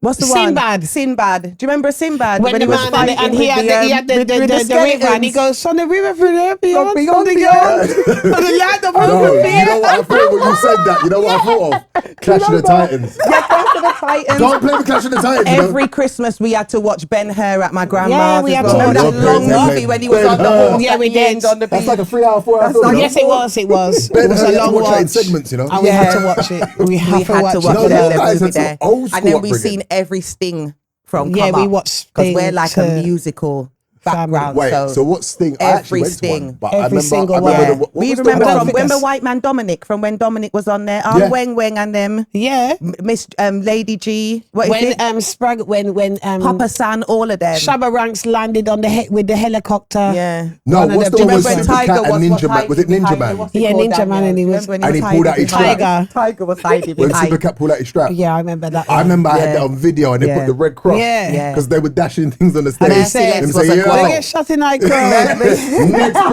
man put that on. Get shot in High Road. And I remember going, because Super Cat was my hero. Let me just be clear. Super Cat was my hero. Terrible And I man. remember I was like, did you just bring a gun on the That's our stage? era. And there is a big red cross. Next man dashed You up remember on me. that time I there? get shot in High Road. Because my mum Big and station, though. yeah, because my mum and my stepdad, Yeah, that's man. their time. Like my Yeah. stepdad, he had hair, color, you know. Yeah, you know, yeah, yeah. my Teeth and mum that. had the My mum's hair. you know, yeah. And I went to Sting. I went to Sting in Yeah, Jamaica all once. of them things. Right. My I dad mean, played in Rough Cut Band. my dad Really? is a Rasta, Yeah. he played in Rough Cut. So My dad like, used yeah. to do with Coxon. Really, Okay. Coxon? Oh, big sound Come on, that. yeah, man. Coxon yeah. sound. What? Speakers Yeah. with Coxon, yeah, back Yeah, in the man. day. Some of them big And bricks one of done his- That's in show one of my there. bars, one in of one his of my sons- raps, you know. Love Yeah. my sound coming like. No, one of his sons, Coxon. Sean Coxon, was a friend of mine. Really? Grew up there in South Yeah, London. yeah, yeah, Come yeah, on, man. yeah, Big man. sound yeah, them there. big. Yeah, Yeah, man. yeah. So yeah, can be we're here part all of the day. histories. You remember you used to bring the sound tapes? You Yeah. used to, We did. So what was it? Wait, it was what was it? Because Oh, our granddad used to play sound, so we remember like you know, like when they Stone had the Love. boxes in Stone the Love, shed yeah, and man. all of that. Yeah. Stone Love yeah, man. tapes. We used to bring them back from Jamaica, Yeah. right? And no one had heard it yet. You know, and you put it in. And my You put cousin those Devil used to in. love it. Yeah. And I go, People yeah, even want Stone you to Love. record. They want to record on the next tape. Yeah, Yeah, Stone Love 100%. 88, 86. Yeah. Yeah, all right. Come on. Right, yeah. So we're definitely part of the elites, the Yeah, old yeah, school. yeah, yeah. They don't know. Definitely let everybody know that we're definitely part of yours. Yeah, they don't know about I'm Stone telling Love. you. Stone Love tapes. Yeah, Coxon sound. You have to listen to the sound You have to and hear what listen. happened. Yeah, Right. come on. And paint your own picture. Right. Sorry. Okay. Right. We're going to get into a bit more Richard now. Yeah, go for it. So what did you what did you want to do first? Was it acting or comedy? I wanted to be an architect. Really? Yeah. So what happened was no, it's mad. So okay, there was two sides to me. Yeah. So there was, I used to go to the cinema as a kid, watch movies, and visualize myself in the film. Okay. Right? And then what would happen? I always remember this. Like my uncle Junior, who was a singer, right? We would drive back from Streatham Cinema, right? And I remember, it's mad. As we're passing McDonald's, it's not there no more, right? But as we're passing McDonald's on my left and we're going towards Streatham, I'll be daydreaming. So let's say it's breakdance. I'm daydreaming at the end of breakdance where they're all dancing and it's going street people and it's slowing down and I see myself doing that. But I always saw myself and the credits going up. But I just looked at that like I'm just fantasizing and it's like, yeah, movies, blah, blah, blah. Yeah. But then the I guess the educated side of me was I used to draw a lot and it was my favorite thing. I used to do comics and my comics, I could draw you and make you look just the way you look. Really? I would, but so you're really talented then. Yeah, no, I really had that as a skill. I've always thought that was a skill, to take a blank To canvas draw. and just draw. I can draw from memory as well. It's Really? it's crazy. It's really crazy. That's really good. And so that was you ask all my friends growing up, anytime my friends come to knock for me. Maybe you should put up an art, like a pop up.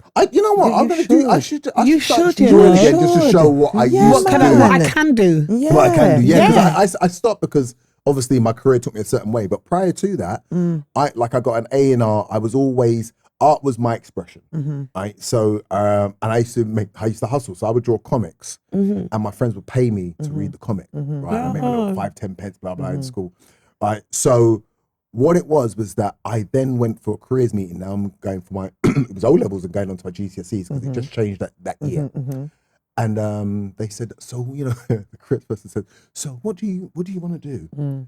So I said, I want to be an architect. And he looked at my grades and went, yeah, you're not going to make that. I just went, right. Because teachers back in the 80s. They were they were. Yeah. Listen, they he did. said, not you, not today. Yeah, and he they said, did. what about graphic design? I went, yeah, okay. So I was going to do that. But then my tail end of my teenage years, I used to say to my partner at that time, I really believe that I can do something in movies and I really think I'm funny, blah, blah. And she used to say all the time, you're funny, you could do it. Then my uncle Junior, who's a singer, I used to say it to him all the time. I say, Junior, do you reckon I could do stand-up? And Junior used to go, yeah, old man, of course you can. All right. So, but then, as I say, I come from a family where you couldn't procrastinate for too long. Right? We weren't allowed to cry for too long. You have to get it done. You had to get it done. Yeah. So I remember one time, because I just needed that confidence, but then it was like a buzz I needed. Then I would just take it away with me and not do nothing about it. So I remember one time I said, Junior, listen. And before I even said it, he said, oh man, next time you mention stand-up, you better just be telling me where the show is. Don't hear about it. Yeah. And I remember I went, right, and I knew he didn't play, right? So I literally got a show November 13th, 1993. And I remember I said to him, no, I lie. I did it in my house. My very first show was in 92. My dad, in the back garden, he built a gym and he had a big space. And I just organized it with my partner at the time and my family. I said, listen, I want you to come around at 7. They said, what for? I said, just come round. And I got all my cousins, everybody to come round. And they all went in the gym. And I said, I'm going to perform in front of you. Right? And they was like, oh, okay. Because they never knew I wanted to do that. My mum did, but nobody else did. My dad didn't even know. He just saw all my cousins come around and said, what's going on? All right? And they said, oh, Richard's going to perform in the back. And he went, and I didn't tell my dad because my dad was very much about getting a trade. I'm getting a degree and I'm doing stand-up. So he was vexed. Right? Yeah. So he didn't actually come and watch it. He was in his garden and he was just looked at me, he was vexed. Right? Anyway, I did my thing, tore it down. And my Uncle Junior went, because Junior's a realist.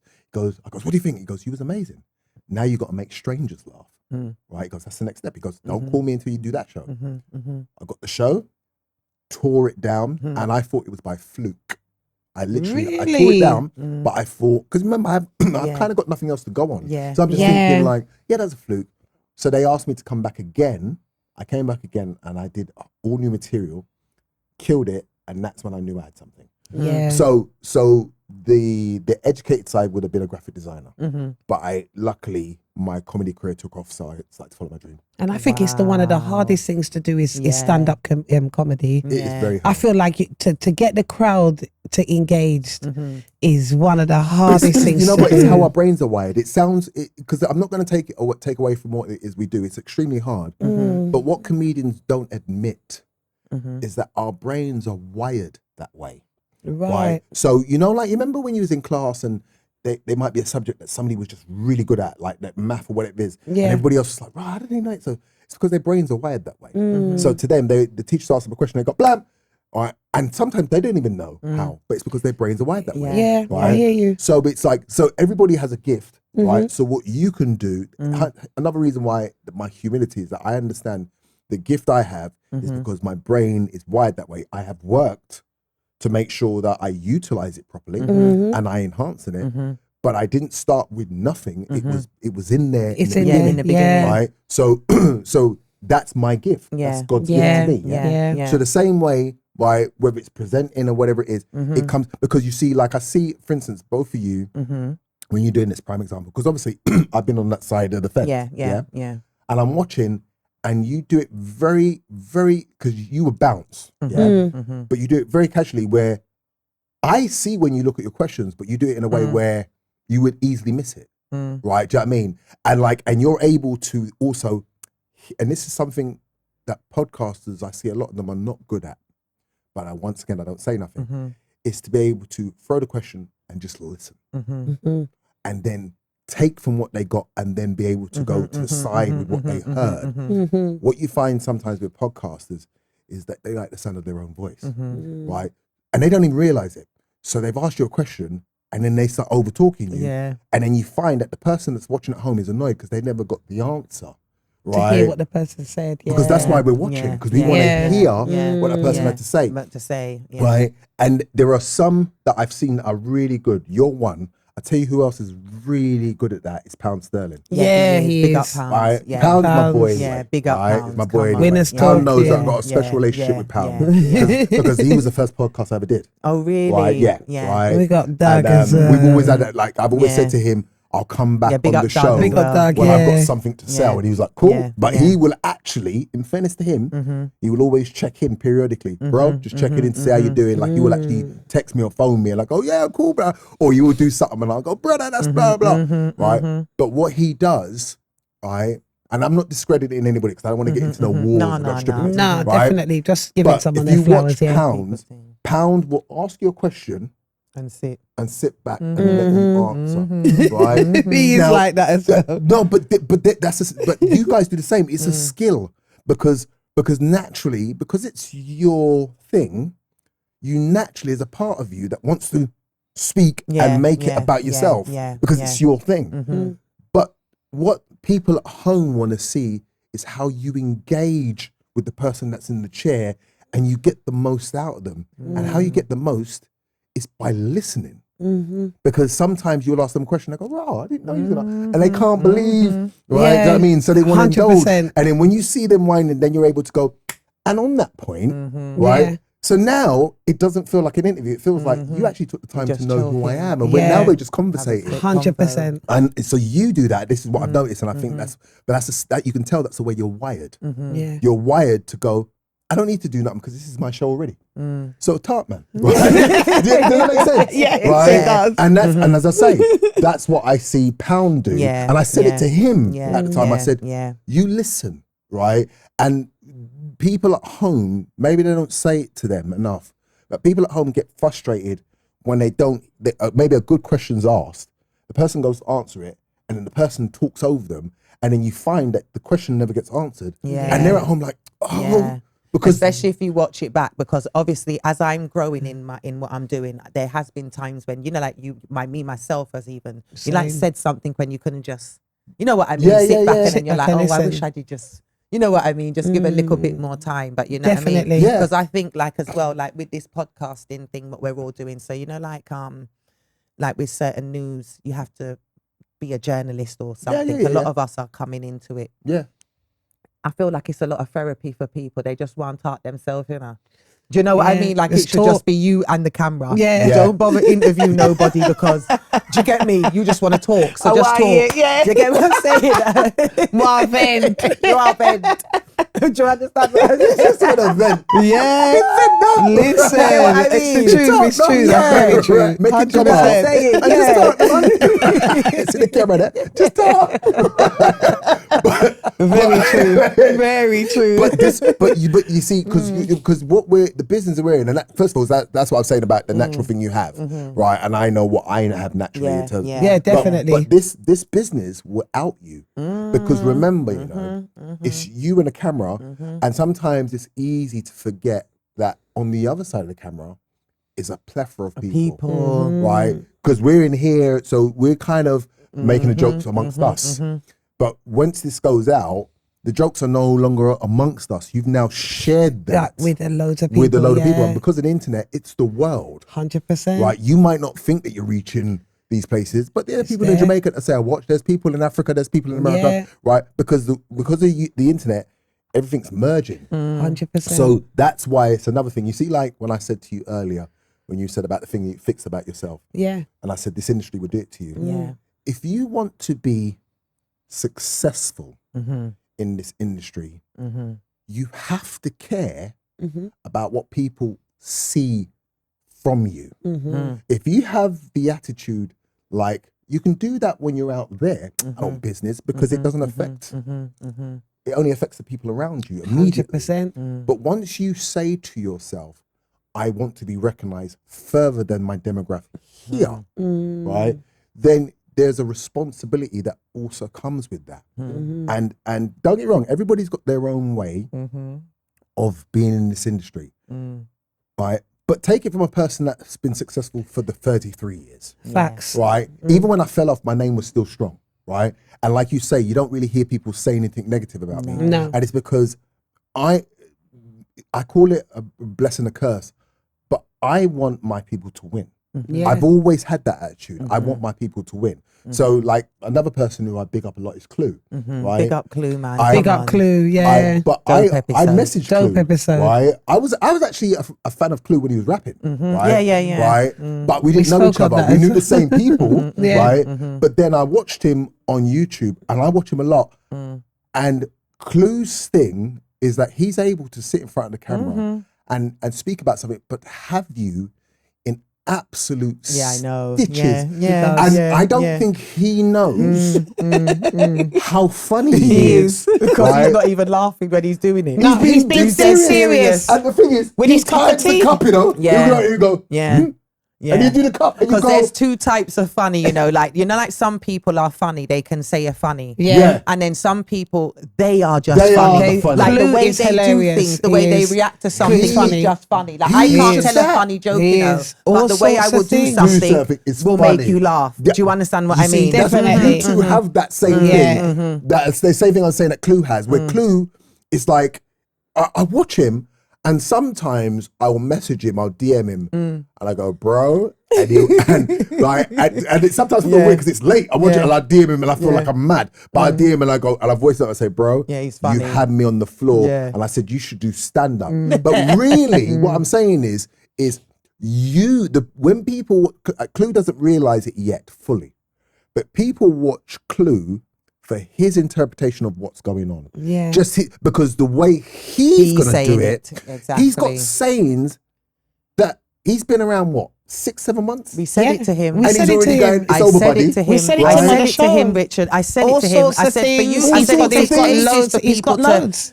for you to start using what they're saying, their Yeah. slogans and stuff like that. And he's done it He just immediately. He's But done that's it. what I'm Yeah. talking about when I Yeah. say your brain's wired. Wired, Yeah. yeah. His brain is wired. Yeah. 'Cause, also, he's very intelligent, but his Yeah. brain's wired in a way where it's effortless. He would just throw out something. It's the aura, right? it's the energy. I told you, it's really, you see, it's in you, it's not on you. Yes. Remember we Yes. was talking about it the Yeah. other day, like, it's just is what it is. Like some people are there and they're calling, you don't understand, they're doing this thing every day, them up us. But it's just not just not hitting there. because you know what I mean? I know You exactly don't what you have mean. that Yeah, thing. that But thing, somebody else, just the way they're gonna break it down, Is that's there. who you it want to just- hear say and it. Do you hits understand? home. It hits home. It And hits that's differently. That's the same with our stand-ups. Yeah. Like we Definitely with my comedy, name you is have to strong in have it or comedy not. You have to have it. because I know that the way my brain's wired, and it's a blessing. My brain's wired that when I go on stage, other comedians go, like they call me the comedian's comedian. 'Cause they know when I go on stage, Richard has a way of performing that's just unique to him, that just hits home, no matter what colour it's like. And the crowd. And exactly. crowd. But Definitely. I recognise that God has given me that gift, that's just the way I'm wired. So I'm very lucky and blessed. Can I be honest? I think one of your special talents is how you intro and outro. Oh, I thank you. think that every time I've watched you do like a comedy show, it's your last joke to where you're gonna go, and now we're gonna bring out. I never expect it. I always think that you start to think that it's actually your show. Yes. Like I'm in the mode of the show, and then you go, and now we're like, okay, come in, get me winding me up now. Yeah, straight. Now, let me tell you. No, Do you understand what I'm saying to you? I think that is one of your proper special things that you have. Do you know what? Yeah. I've never been told that before, but let me tell you the reason Go why on, that means a me lot like to that me. one No, there. you know why it means a lot to me? It's because when I'm on the stage, especially if I'm hosting, I'm making it that you can't wait for that person to come off and I come back on. Right? NPT. Straight. Right? Definitely. So like I'm bringing that person on like it's interrupting what I'm saying. Yeah. So you kind of go, what? Richard. Richard, Richard. I do that on purpose. I think it's very special how you do it. Definitely. I do that because as I say, I've learned how to hone that skill that was naturally gifted to me. That it's like, you're able to speak and because it comes from a place of just knowing how to convey information. Definitely. But the way I convey information is a way where I can be funny with it and be serious, but I know how to hit that spot. And own it. And own it. You understand And what I'm own saying? it. There's a level of confidence there. You as have to have it. I just feel like when you go on and you know that this is me. This is me. It's like, you understand, the crowd You is forget there, all the people there that's coming overall, on. you know what this Love they that. have to receive that. Yeah, Do you understand what I'm saying? Love Because that. I And that's the definitely think confidence you can I'm talking see. about. Yeah. It's not arrogance, but it's the confidence, confidence the in confidence. understanding Yes, what I man. have. So the same way I say the way that you are, and you're able to bam, and only because I've been on that side that I see it and I go smooth. Because I see when she does it, but it's smooth. She's not, because you can tell you take your job seriously. Because remember what we do. Yeah, that's where the twitch comes from. Yeah. Not today, don't you? We've got to get the job done. Remember the goal. Do you know what I mean?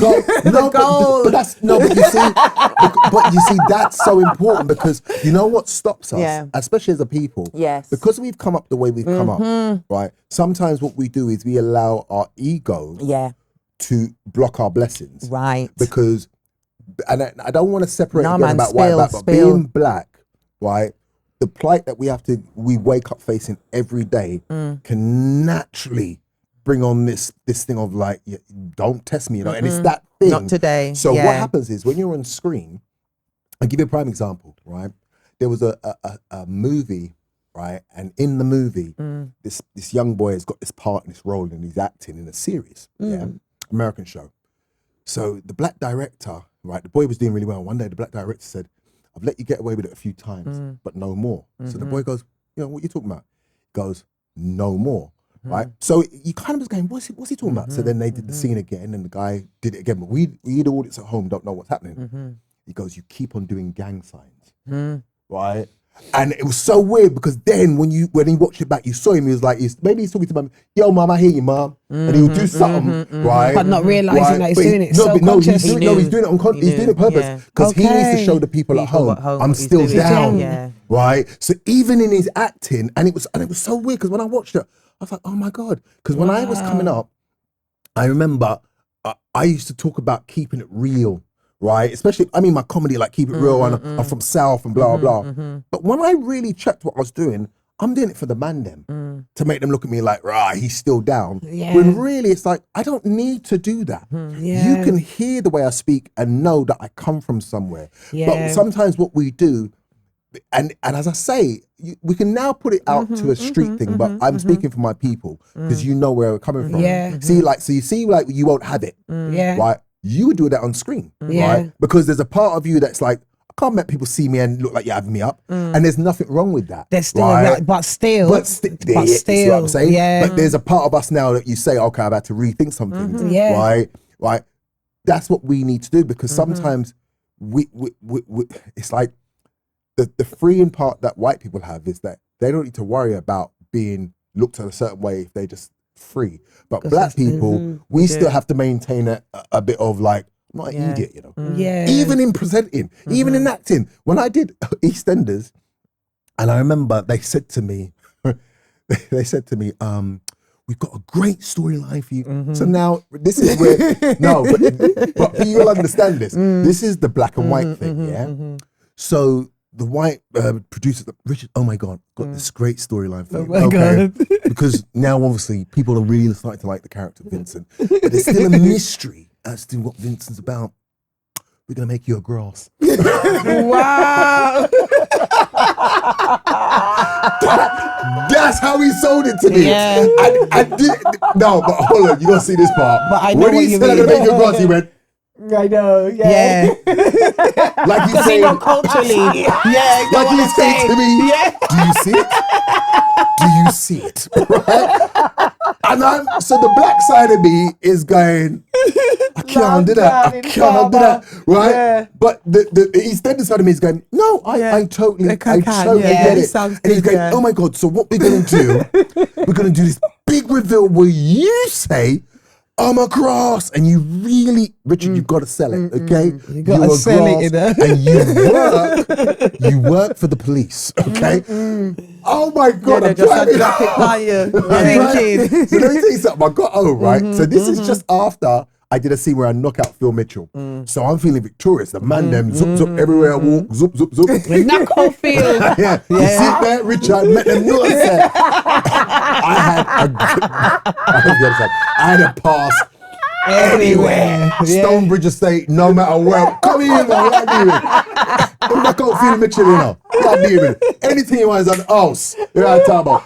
Make anybody talk to you funny, Richard. And make me no sense. Right? I was that guy. So I'm driving, so I'm the black community, I'm up there. They just told me I got to be a grass. I'm driving home, right? And I remember I got in and I said, Mum, they said they want me to be a grass. And my mum looked over her glass and said, queer? Because she knew what this meant. My dad, remember my dad was from the roads, you know, right? Oh my God. I remember he came around to my mum's house and I said to him, I said, yeah, Dad, listen, EastEnders, they want me to be a grass.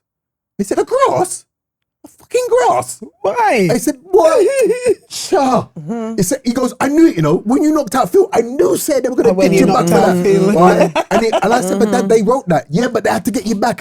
But he sat there and he went in himself because I saw what he was thinking amongst his friends and he went, sure. Sure. And I knew, you know, the thing is, we can relate. Yeah, you know, like it really hit him. Sure. You know the song. Because he knows when this goes out, now he has to see his bridges, he's got to see his brethren that are from the roads. Yeah. Right? EastEnders, the acting is in that. All of a sudden, Richard's getting paid double the really amount. good. You know, I went to the barber shop there after it came out. And a guy called Steve, my barber, a yardie guy, he's cut my hair. Steve understands, innit? You're acting. 2-man, road man come in there and they're sitting there and look at me in the mirror, you know, vexed. And they said, yo, brother, I got to say something. What's going on with the grassing thing? Got a life inside.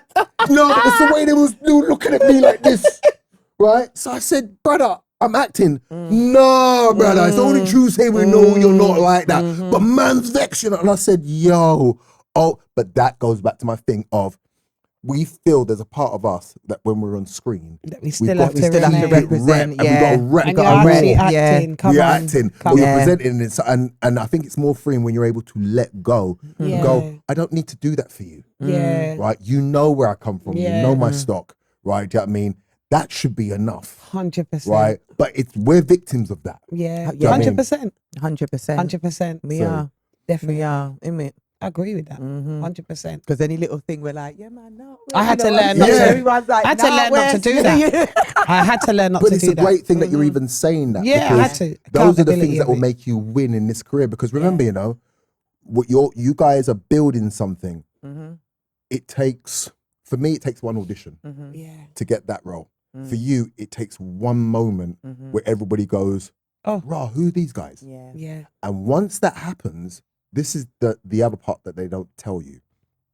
At that point, you can't make a mistake. I know. Because now everything is viewed. Really. Now, right, now they're looking for things to find to cut you down. Because now all eyes are on you. You know, like Tupac's album, All Eyes on Me. That was the reason why it was his biggest album, because Tupac was at the point where all eyes are on him, right? And he realized, like, wow, I'm now that, you know, albums before he was doing well, but All Eyes on Me album, that was his biggest album, and he knew I've got to now bring it because I'm at that level, right? Do you know what I mean, right?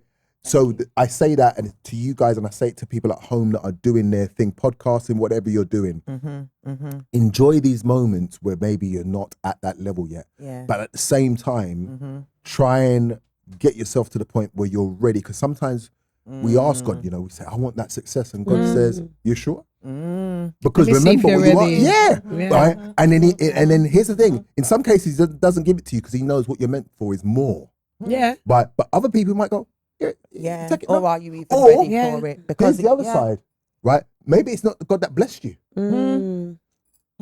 Right? Maybe because remember when we pray, the devil listens too. Exactly. Right? So and the devil goes for the weak-hearted. So the devil will go, I'll give it to you. You think it's got a blessing from God. Yeah. And God said, no. That's why you can't be blinded by what you see all the time. Because here's the thing, you know, when you have faith, you know when that something comes, it's like, yeah, it feels good, but it's not for me. But guess what? Because it was a blessing from the devil, right? So you will always get that feeling of something don't feel right. Right. Do you know what I mean? But there are people that go, but it's a blessing, I'll take it. And then they're winning and they're blah, blah, blah. And you're watching, and you're watching it like a movie, and you're going, this is going to crash soon, right? Because you're on the outside looking in going, I can see what they can't see because I've seen this movie before, right? And remember, you know, we're not doing nothing new. Exactly. Your parents, and you know, you look at your kids and they do something for the first time, and you're like, oh yeah, I did that better than you 30 years ago. Yeah. You're just reliving something that's been done. You're not doing nothing new. That 100%. lie, I told that better than you. So I'm now in the industry watching certain people and I'm going, you're going to crash, right? Do you know what I mean? And I'm not saying it out loud, but I'm saying to myself, you're going to crash because I know that you think these are blessings and they're not, right? And you have to be very careful because look, we saw what happened with Puff Daddy. Exactly. And I know Puff Daddy, right? Yeah. And we saw, and I'm sure if Puffy could relive it again, he'd probably make some different choices because he believed everything that was going on, not realizing, right, that the bottom line is that, yo, this is going to crash and it's going to crash publicly, right? And your name, it's not going to be good. R. Kelly, we saw it, right? I'm old enough to remember seeing Aaliyah with R. Kelly and at home and going, just in your spirit, like, that don't feel right. But we never said nothing, right? We just went, oh, okay, right? And then we saw R. Kelly, you know, he was untouchable. He was that guy, I believe I can fly. There was a point where R. Kelly could do nothing wrong. But you heard stories. We all heard stories like, but I've heard. But he was like, but you think he's being blessed, right? But it's like, when you look now, it's like, but was that God blessing you? Because he's now going to be in prison until he's 70. That weren't God's blessings. Yeah. So that's why they say you should work on yourself. And that's another thing with the ageism as well, because I believe that there's a lot of decisions that you make when you're young and you don't know things. So when you're wiser, you know that you're going to look into certain things and you ain't going to, be as easily led. Do you get me? With that, with you saying about the, you know, like losing your blessings as quick as it can come, it can go. You work so long to, you know, hard to get to somewhere, and literally one little thing can play you out of your position. Of course. So that's why with me sometimes, definitely I believe that you should think about what it is that you're doing as well. Do you get me? 100%. Because the more you know, the less, you know what I'm saying? Yeah, was talking about this. The more you know, the less you say, because you start to understand that you ain't bigger than the program. 100%. Do you understand what I'm saying? I can believe that. Say, we was talking about speaking I believe about that, literally was that's speaking. I said so it to true. her, like, the more you know, don't you agree? Like, it's like the less you say. She was like, yes. Listen, I'm definitely. a martial artist, and the more people that do martial arts, do boxing, they'll tell you they have the least fights because they know that you're gonna swing and I'm just gonna boom in your throat. I'll I'm gonna do something Yeah. that's gonna be Yeah. and I'm gonna go prison for it. Yeah. So you know what? We're in a beef situation. You won, brother. You won. Right? Yeah. I can look like the chief. It's all right. It's exactly. Right? Do you know what I mean? So You're right now, You don't even know protecting where we would I do with you today. Exactly. Fall you up like sheet. Yeah. Yeah. Exactly. You That's why I understand said me? some of the most dangerous Yeah, people, when you fall see up them like holding their sheet. corner, Yeah, do you're not, cheating, just do not aiming. You trouble don't even them. know what you're doing. Do you Yeah. get me? Folded. Yeah. It's long. I'm gonna use It's a that. long Yeah, day. there was something. You did an interview with I can't remember the guy's name. He does them gangster movies. Oh, Terry Stone. That's it. Big Yeah. him up. Big him up. Big up man. Terry Cold, Stone. you know. He's so Really, cold. really yeah. cold. I've known Yeah, Terry for like And 30 big years. you lot up on that interview because I Thank was you. Really so, good yeah, you lot interview. had me laughing and Thank everything. you. Do you know what I mean? Thank you. But there was something that stood out to me what you said, Mm-hmm. and it was like when you was talking about when you was younger Mm-hmm. and about your brother. Oh, my brother Big Anthony. up your brother Anthony. Yeah. And you said that they didn't feel fear like I did. Oh no, Marcus, my younger brother. Marcus, Yeah, sorry, Marcus. Marcus. Yeah. No, and it's it true. really, Yeah. really stood out to me that you Mhm. said that. Yeah. Yeah. And the reason why it stood out to me and I wanted to highlight it, and I find that it's such a big thing, like even like as a role model to the men, Mm-hmm. is that we're all different. And we may come from the roads, or we may come from a certain place, but even when you said that, it just made me understand that we are all wired different. Do you understand? Some people, there might be something going on out there. You might call one brother, they're ready. You might call one, they're not ready. Understand yourself. Do you understand what I'm saying? So I don't mean to cut you, but I'm glad Yeah. that you mentioned that because you see, I tell you, I've got a tattoo and a saying that I made up: aspire to inspire before you expire. Yeah. Yeah. And the reason why I live that as a mantra for me is that out of my brothers, leading from your point, I was the softest one, even though I'm one of the eldest. Right? But I didn't have that aggressive nature like they did. And I think it's partly because I was raised by my grandparents. So, when you got young parents, they rough and tumble, dad would thump you up and blah, blah, blah. My granddad's not doing that. My granddad's a big man, right? My granddad want to come in and yum him food and go sleep, right? So I didn't really have that boisterous thing. My uncle, to a point, but he was now embarking on his music career. So he was there and then all of a sudden he wasn't, if that made sense. So I kind of had to grow up and I had a bit more, not feminine, but my grandma and I were very close. So I had a bit more of a feminine energy. I wasn't really like a tussler, all right? And I used to, like, in fighting situations, I would freeze, right? Now, hence the reason why I started doing martial arts, because I was always a person that when it came to confrontation, I hated the feeling of freezing. And because I'm a Taurian, also, we're not very good at letting you chief us and we can go away and sit down. We're not good at that because it will play with us. So we have to revisit you, right? That's any Taurians out there, they would know. I have to see you again, right? Do you know what I mean? And we have to address this again, right? And even though you might have dealt with me properly, I just don't like the way I dealt with it. So we're going to have to go at this again. Now, if you beat me up fair and square, that's different. But you didn't even get to do that, right? So what it was, I armed myself with learning how to fight. So the fear thing it's still there to this day. But the fear thing now has been overcome but in a fight situation, I know what to do to you. Exactly. And also, because as I say, because I'm a comedian, you look at me and think, oh, he's just a joker. He can't fight because he's not from the roads. Because it's always, you're not from the roads, so you don't fight. And it's like, okay. Because when I used to do like Jay-Z said, okay. Right, because that's another thing my family do. My family go, okay. Right, because until you test me, I have nothing to prove. So I remember I was doing MD Kung Fu with a guy called Mark Davis. I call him the Black Bruce Lee. He's amazing. So he could see that fear in me. And I remember he said to me, Rich, in sparring or fighting, are you afraid to get punched in the face? And he said, I really want you to think about that before you answer, right?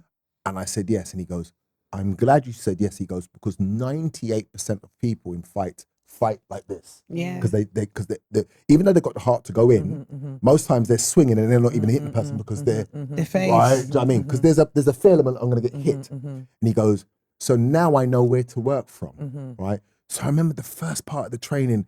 He would have you up against the wall, and he'll put, but you remember the sword fight when they use that mask thing, the cage rug, and you're back against the wall, and the person in front of you, you can't hit back.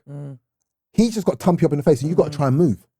And that person would love it. Wham, wham. And even though it's not hitting you, your face is getting shook, right? Because they're thumping you hard and blah, blah, right?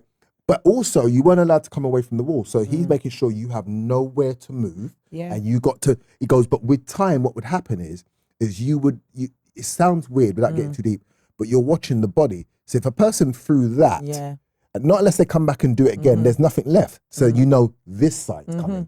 So now you've gone bang, but you know that side's coming. So you know to, do you know what I mean? And you know, once he's thrown that, what's left is, so you understand that there's only an uppercut or another straight. So you're able to either go like this, say if an uppercut, or you can still, so now you're able to look at the thing that you're most afraid of is look at the punches.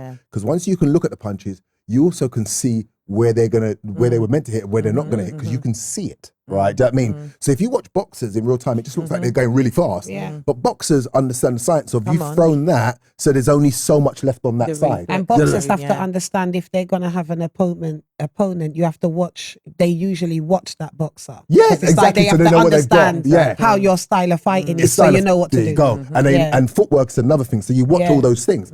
So as I say, so he taught me that. So then I found that there's a few men that was from the roads that used to come down there, right? And they hadn't been there as long as me.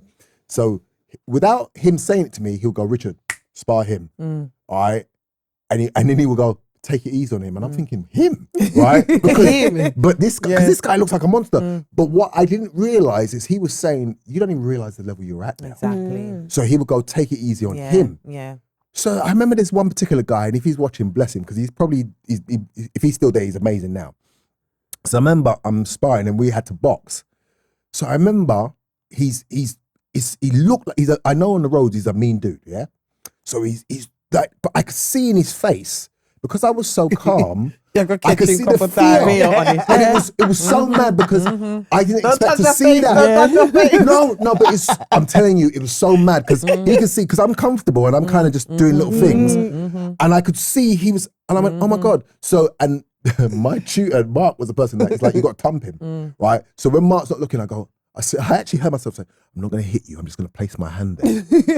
Right? But here's the thing, if the guy's brother's watching, he will know. The brother went, respect. Because he didn't want it.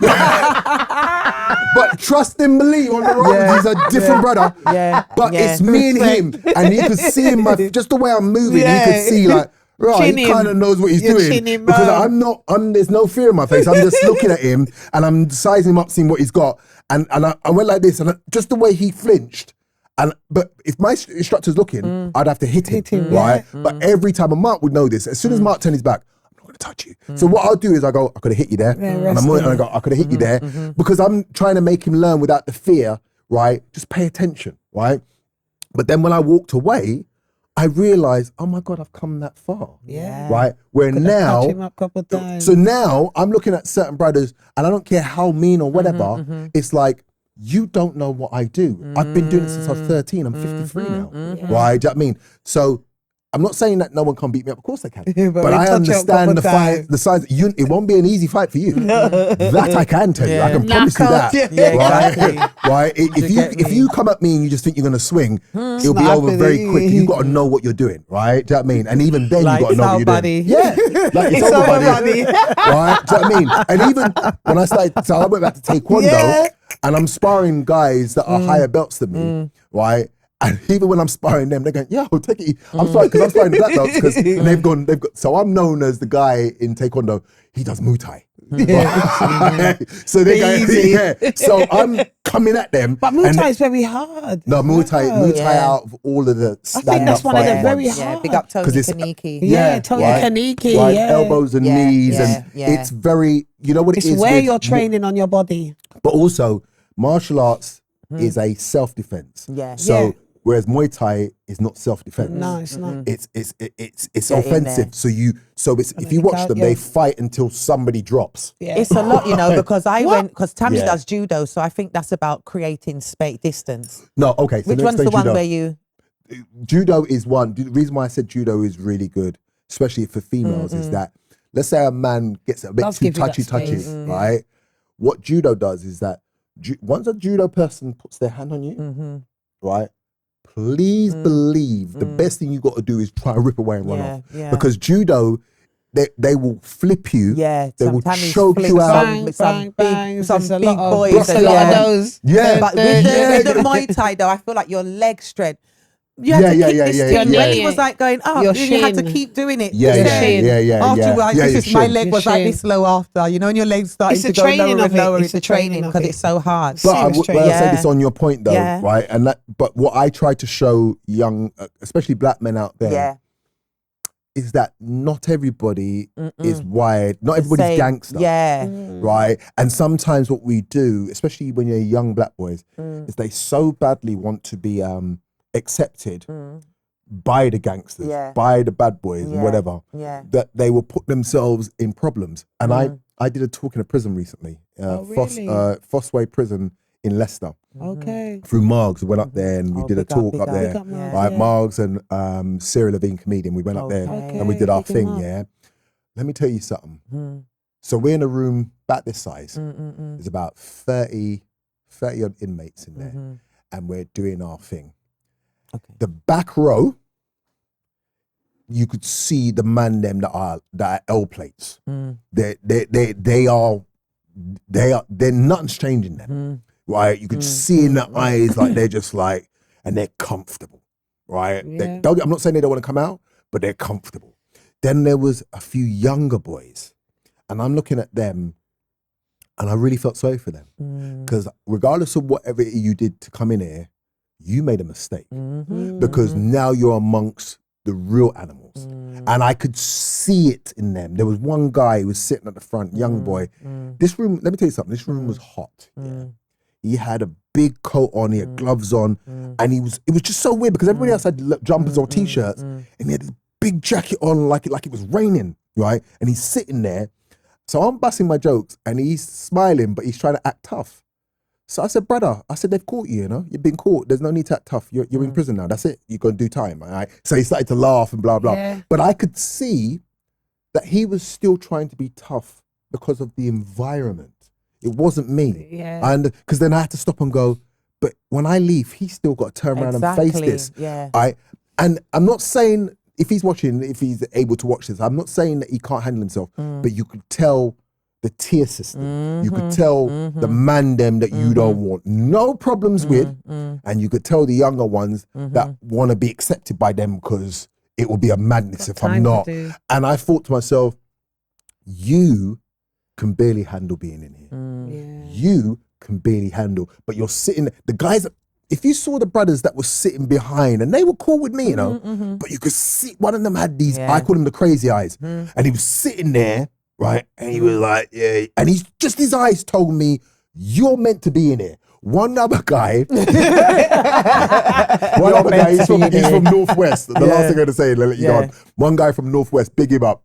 He was rapping, he started freestyling. And I remember he said a line, he said, yo, on job, kidnap, blah, blah, blah, right? Because man's on job. So when I did my stand-up, I said, first of all, you need to stay in here because kidnapping has never been a job, right? So the fact that you're saying, I said, you are where you're meant to be, my brother. There's no free t-shirts for you at all. You stay in here, right? And afterwards, but big him up though, he came up to me afterwards, he goes, brother, you had me in stitches. I said, if you want them to let you out, allow the kidnapping in your songs. I love that though, that you even go to the jails and everything though, man. No, proper role model business. No, it was nice. I feel like we can sit down and chat to Richard forever. I know. We'll be here for the night. We'll be here all night, you know. Sorry. See, when you got people like you, do you understand? You can't just get a 1-2. You need another part 1, part 2, part 3. We have to splice it. I can see Philly on the clock, so I'm do gonna what you literally. gotta do. Go on. Right, so there's a few little bits that I want to get through, but we've got we got a little quickie with cream. Shall we get the quickie with cream out of the way? Let's get the quickie with cream. Let's get the quickie with cream out the way. Okay. All right. Bath or shower? Shower. Work or play? Work. Starter or dessert?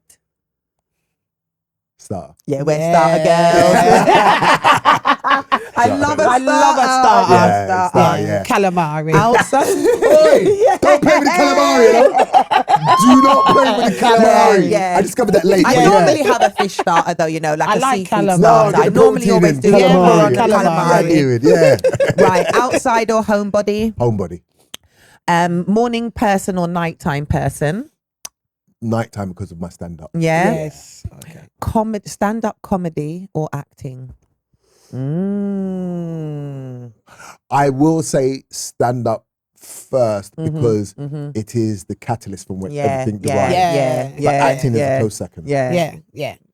You're a king in comedy, Richard, man. Thank you. Trust me. Yeah. Yeah, man. King of 100%. comedy. Appreciate 100%. you. Appreciate you. Thank you. Are you an organised person or are you a messy person? Organised. We love the like organised. OCD. Yeah, man, we like the You OCD. kind of, you look give very us- well put together. Don't play with me. I figured this out, you know. Yeah. The watch went with everything. The trick, don't play with me. Yes. Well, I didn't just come on your podcast just to No, come on sir. here. I wanted to Richard come on here and clean. let them know. And it's smelling fresh. I'm forward, Tom forward. Don't play with me. Come on, man. Tom forward. Right, this watch is for this outfit. It goes back in the watch case. I got a watch case with more watches. This one goes back in when I get back home. Let them know. Don't play with it. Are you a romantic person or are you unromantic? No, I'm romantic. You're romantic. Big up yourself. No, I am. Yeah, we love that. I love that. Yeah, we love that. Yes. I'm old school as well, so yeah. Yes. And 50-50 or provider? I'm a provider. Provider. We love that too on here as I well. We love love- the provider there. Oh, man. And not just financial providing, as We're we like to talking- say, we always like to providing say. that masculine space. I believe to that's a your masculine woman. role. You understand what I'm I saying? personally believe Providing that's a is masculine that. role. Right, exactly. I'm that.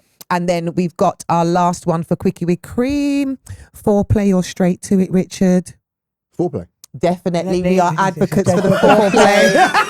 Foreplay is the way. Yes, We're talking to yes, them. we like to tell the people them. Big And you legend see in how the Richard game. They're telling you clean. about them things. Okay. That's The way all you up and both down. said it at the same time. Yes. I was trying to tell you it's about the foreplay.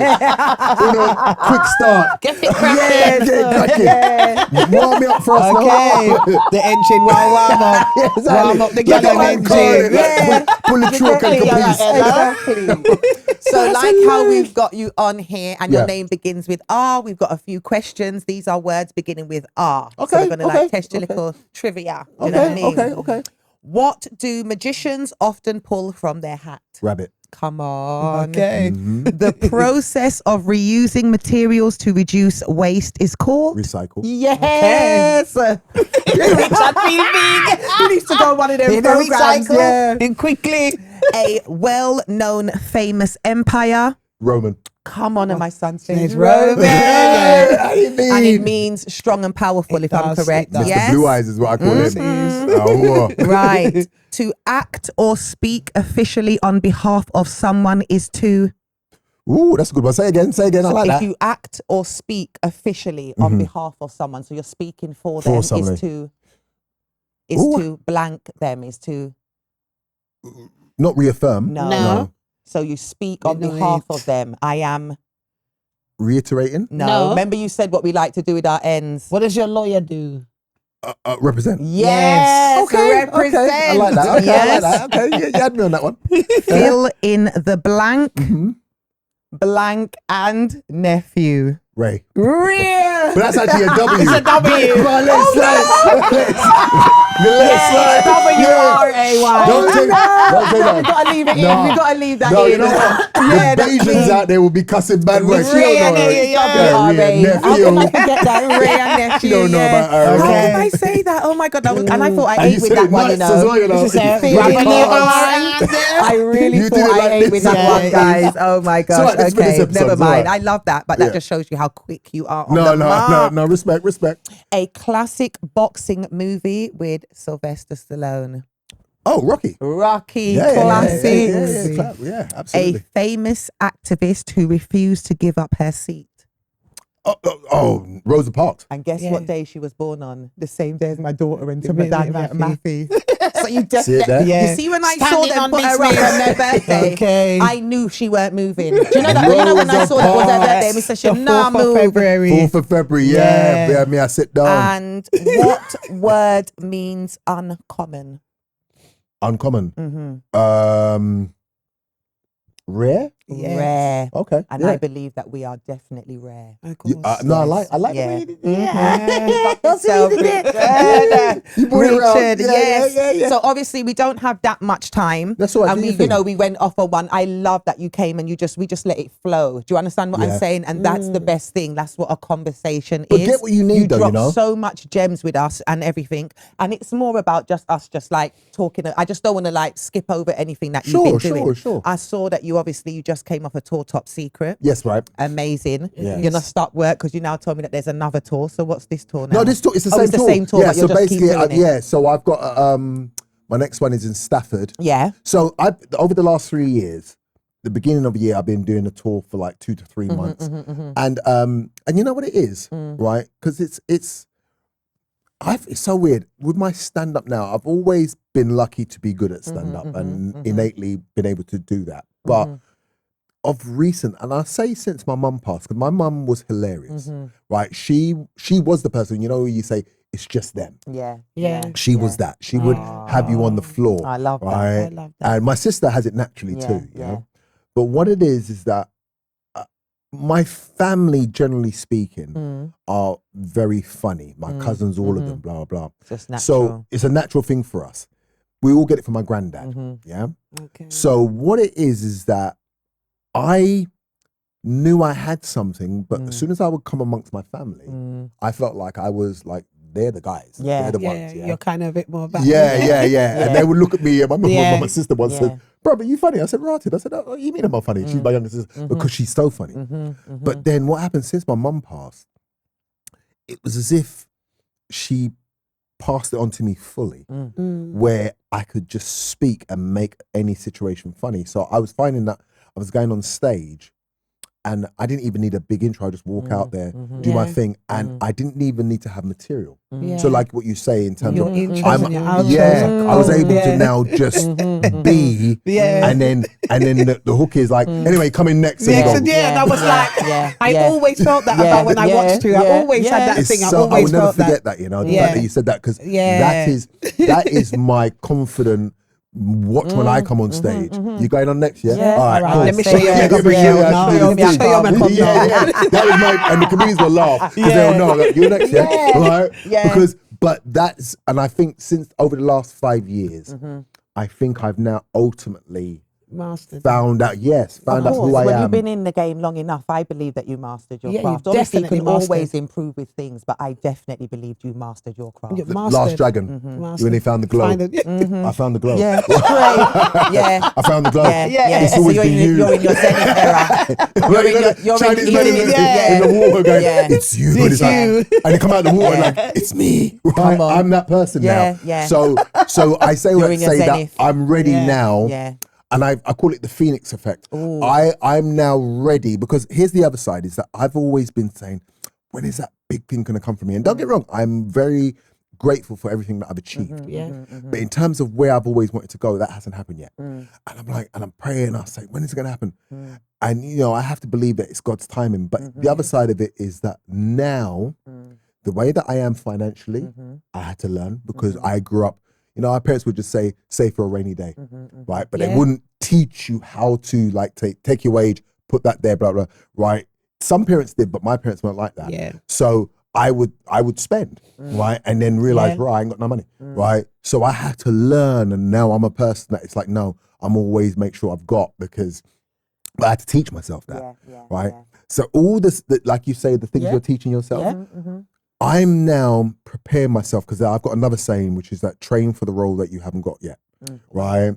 And that could be, train for the role you haven't got yet, because that's essentially what you're doing. Because remember, you're saying you want this to be as big as you want it to be, and even bigger. Yeah. So I say to people that's the prayer you put out there. Now you've got to say, and God, I'm going to meet you halfway. I.e., everything that I can do down here, I'm going to do, so that God can go, and treat it like a parent. So like you with your kids, if your children, your daughter, your son come to you and said, Mum, I want to buy this car, I'm old enough now, blah, blah, right? Now your both your kids know that you could afford to buy it for them. Of course. But they say, so what I've done is I've started to save. I started to save from a few years back, and I've got this much. You're gonna go, what do you need? Because you Because I'm gonna look at you different. Thank you. Because you're gonna look at them and go, you've already tried to help me to help you. Yeah. You haven't, because you could just come to me and say, I need a car, and I might be vexed, but it's like, I'll get it for you. But you've gone, here's the thing, what I've been doing is I've been doing this. They don't even know that there's something inside you that goes, wait, hold on. Right? Wow. Well, Okay. Yeah, so guess what? Yeah. Now I will deal with birthing- this. We're birthing something here. Right? Yeah. So we as parents, every parent at home can relate to that. Yeah. Right? Do you know what I mean? 100%. Right? Where you say, your kids will come up to you and say, can I go out and play? I've cleaned the whole house, and you go, oh, go on, go play now. Yeah. Right? Because that's what you've done. You've made it. How can I say no to that? No. Right? 100%. So I believe that God is the same. I say I want to be at that level, and God goes, there's a few things you need to clear up first. There's a place that you need to get to, because like I say, because whenever all eyes are on you, you can't make mistakes. Exactly. If I put you on that stage, Showtime. right, you can't go, actually what it was. You got to go, I've been waiting for this. Yeah. Right? If they come to you and go, yo, so-and-so's been watching your podcast and they love you, and they want to see this one because they want to talk about it on Oprah's show. You can't go, rah, I think I need to. You need to be like, wait till she sees me. Yeah. Right? That is people, and that's what I think people don't do, is that they're doing their thing and you're not realizing eventually the right person will go, it's you. Yeah.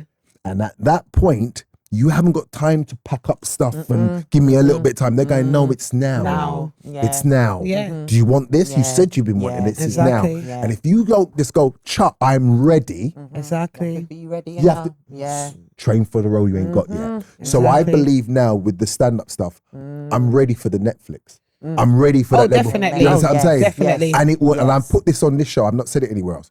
It will be in the same level as Richard Pryor in concert, Yes. as Delirious, as Yes. Martin You So Crazy. It will Amen. be. It won't just be I'm on there. No. It'll be because those are the people that I admired, and any stand-ups will know the ones I mentioned. Richard Pryor live in concert, Yeah. not Raw, Delirious, Yes. right? Not all of Martin stuff. Martin You So Crazy, Yeah. right? Chris Rock, bigger and blacker. Yeah. Right? You understand what I'm saying? See what I'm saying? You finished it. But you understand. I watch a lot of. I love. Yeah, we comedy. love So you comedy. know what I'm saying? Yeah. There are certain stand-ups that were like that just with the test of time they will always be. Yeah. Right. My stand-up when it hits that screen will be what. In actual fact, the same way the real McCoy, my stand-up on that has stood the test of time. People Definitely. still quote that. Yeah. My stand-up on screen will be exactly the same. Yeah. I'm not just gonna be on there. Does I that make love sense? stand-up, you know. I love On stand-up. my first mixtape, you know what my intro was? Eddie Murphy with the ice cream van. Yeah. Delirious. Ice cream. Yeah. See what I'm Ice saying? cream. That's what is on It's my one of the intro. funniest Are ones. you gonna continue doing Yeah. music? Do you know what? Yeah, why not? Because you know what? We just do it because we can. We like to. Do you understand what I mean? Because I know you're in the reggae. You've been doing your thing. yeah, Yeah. But No, she started off rapping, you know. Yeah. No used to way. rap And then I went to together. dancehall. And then she went to dance. She can rap as well. But you I did know. dancehall. I know you both did the music, but I didn't know you did I did that. some good. Yeah. I just feel like I done some good. I got some toured bits with coming. I lots got of some big stuff people. coming. I got loads of Remember, stuff. this is the platform, Yeah, you know. man. Come on. People are Yeah, looking man. at you. Yeah. Do you know what I mean? Yeah. Don't. I'm not. Listen, I can't tell you guys what to do. But you've got a platform that's growing and growing and growing, right? Yeah. And you see, and I'm gonna, I'll let, because I know you need to wrap up. So just think about this. Kevin Hart. I'm using him as an example. Kevin Hart does stand up, Yeah. but what he'll do is do a movie, then he'll do a tour, Mm. then he'll do a movie, and he'll do a tour. One feeds the other. So you'll be in the big blockbuster, you just seen him in a movie, then he does a world tour, right? That tour comes out on Netflix or whatever, right? Then he's got another movie. So because what happens is people see you on the big screen and Yeah. go, oh my God, I can watch you live. Yeah. Oh my God, you're on the big screen, I can watch you live. Yeah. So that's where I'm trying to get to, where it's like I'm doing movies, then Richard Blackwood's doing a stand-up tour, and it's like, oh my God, I can see him in the flesh, and one feeds the other. Yes. Exactly. You guys have got this. Yes. So the more and more people grow to love you and love what you do, and they see who you are, then when you're releasing music, people go, oh my God, the same person I love on there. I want to hear what she's got to say on this, blah, blah. Yeah. And it might feel at first that nothing really seems to be happening, but it's like anything. You like, it sounds bad, like you're throwing shit against the wall, see what sticks, but eventually it will stick. Then what will start to happen is that every time you press record on this, you're getting millions of viewers. And you Yeah. go, wow, when did that start happening? Right? Because at one point, it will hit. It's true. Then you release a song and it's like, oh my God, the streams are going mad. And you go, wow, but they weren't doing it before. And it's like, yeah, because you don't know when it's going to hit. Yeah. But it is going to hit. Yeah. Right? So don't waste the platforms. Do them from now. Yeah. Get them out there from now. Let people laugh and go, oh, they trying to make them laugh. Let them laugh, Because eventually when it hits, everyone's your friend. Yes, I know. I've seen it. Yeah, Everyone's man, your we've seen friend. it. Right? Do you know Yeah, what I mean? man. First they laugh, then they copy. And Do I you understand? and the last thing I would say, I said it. She might not remember. I said it to Zizi years ago. Right? I said it for her manager. I remember her manager. I don't know if she still manages her, but I did remember during COVID when we had to do. We were doing stand up, right? And people would come in their cars. Yeah, Yeah, yeah. Oh my gosh, remember? Beep, beep, beep, and they're beeping like that. And it's like, we didn't like that because like you're beeping. It's never been like, right? But I remember her manager was there, and I said, please tell her. We obviously became friends after that. I said, please tell her she's going to be huge, right? And I said, and people will kind of try and diss her, not like her because she's opinionated, she's got her views. I said, eventually they're going to love her. Exactly. Right? And look what happened, right? Do you know what I mean? Don't get me wrong, you get people still trying to go at her, but she is who she is. Regardless of what, she is the template, right? Do you know what I mean? Like when Very much Zizi so. was We doing it, literally spoke it about wasn't fashionable when spoke Zizi was about doing it. it, right? Do you know what I mean? spoke about And it, Zizi's now made it fashionable for Yeah. people to do it. And so I give her a respect Yeah, because of it's like course. you Yeah. was doing it when no one was doing, doing it, it. right? Do you know what I mean? Being opinionated, having her own opinion, and And standing people on didn't business. like her. You remember No. she would listen. I remember she would speak about certain rappers and go, "I don't like what you do," and they'd be like, "Right," but she's not changed her tune, right? Do you know what I mean? She's like, "Listen, you need to be," and now she's the person that if ZZ speaks to you, right, or she interviews you, you know you're on a certain level. Yeah, exactly. 100%. Yeah. And you've got to respect it when people are doing it when they don't know the outcome. Like when they're the pioneers and they're the heavy you see what I'm hitters. saying when I That's say big. Yeah, that's the thing yeah, there. straight, because you're just going with what you don't understand. Yeah. Like even like all our classics and that, Tupac and them, they never knew they was gonna be the ones that they're we're just still living there. Do you listening to understand them what now. I'm saying? So Still listening sometimes to you them don't now. even know when your journey is gonna be the. And then they go back to your back catalogue, you know. Exactly. Remember, you know, all the Yeah. stuff you've done, Yeah. right? As soon as you hit And then with it all makes something, sense. then they start going back. And they start going, oh my God, they've been doing it since then, Yes. right? Yeah. So that's Yeah. why give them the catalogue. Yeah, yeah. Because you see the catalogue may not be worth as much now, but as soon as you hit, all of a sudden your previous mixtapes are going through the roof. It's true. Look at Drake's first mixtape, not the very first one he did. When Drake blew up, that Well, first first mixtape mixtape was the went one that mad. made It a turned lot into of an noise. album. They actually made it into an album, but it was a mixtape, right? Because everybody wanted to be able to say, I knew about Drake back then, right? When he became they love Drake. the journey, don't they? Yeah, they do. love follow the journey. Trust me. Sorry, I know I just keep talking. No, I sorry. love that though. These are all gems. This has been a gems episode, isn't it? You might need to break it up. Yeah, Might yeah, need- No, you man. just made it No, into they're this- gonna love this. They're gonna want more. No, man, he No, just make it, make it, come on. Yeah, no, This is man. an I episode. really enjoyed enjoyed it. it. I really look forward to Did coming you? down, you know. I'm not Did gonna lie, you? no, because I'm a fan of you both. Yeah. I genuinely Yeah, mean that. yeah. I just, as I say, because the real recognizes real, I could see it from the off, right? That it's like, yeah, they got something, right? Do you know what I mean? So me, I'm a person, I sit quietly in the cut and I just watch. And I may not comment much because I understand that sometimes when you comment and everybody wants to jump on your comments, so I just leave it alone, right? Do you know what I mean? But I see everything. Yeah. And I watch my YouTube, I watch everybody Yeah. right, doing their thing. And even if I've got my own little things, I will never say it because I understand, just like me, they've got to find their way through. But in moments where we can like connect, Yes. I'm able to just throw gems, whether you use it or not, it's up to you. No, I don't appreciate mind. it. Does that make sense? Of But- course, we have to appreciate it. You're somebody that's not just a talker, you're a doer. We've seen that. We've seen that. But I also, Exactly. We've seen but that. there's nothing, because you know your dad's a Taurus, right? So you know, we don't do anything from a place of, you need to give back to me. We do it from a place of, I just want you to win, right? And I'm sincere, and sometimes people don't understand that. They go, yeah, right, whatever. It's like, no. You don't need to like me, you know?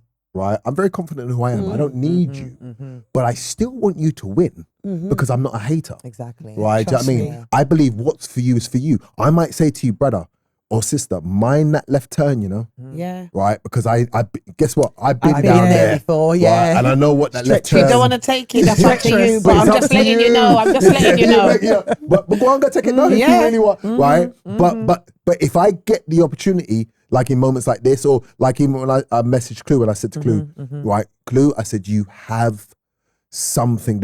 You are so natural, and you're not trying to be funny, but everything you say, it hits home, and you got the like, and all these things that the little things that he says, right? Where it's like in time, when the right person sees you and says it's you, everybody's gonna want to say, I remember when he was doing it, right? I mean, but because think about it, I don't know many people that have about 5-6 sayings that have already hit home. Hit home already. Already. In that short space of time. Which means he can give you another 5-6 because his brain works like that. Yeah, it's wired that way. It's wired that way. Saying, Right? I mean, and I see those moments in people, and if I can, I reached out to Pound, you know, when Pound first started his podcast, I reached out to him. And I said, I just want to say, brother, I think you're really good.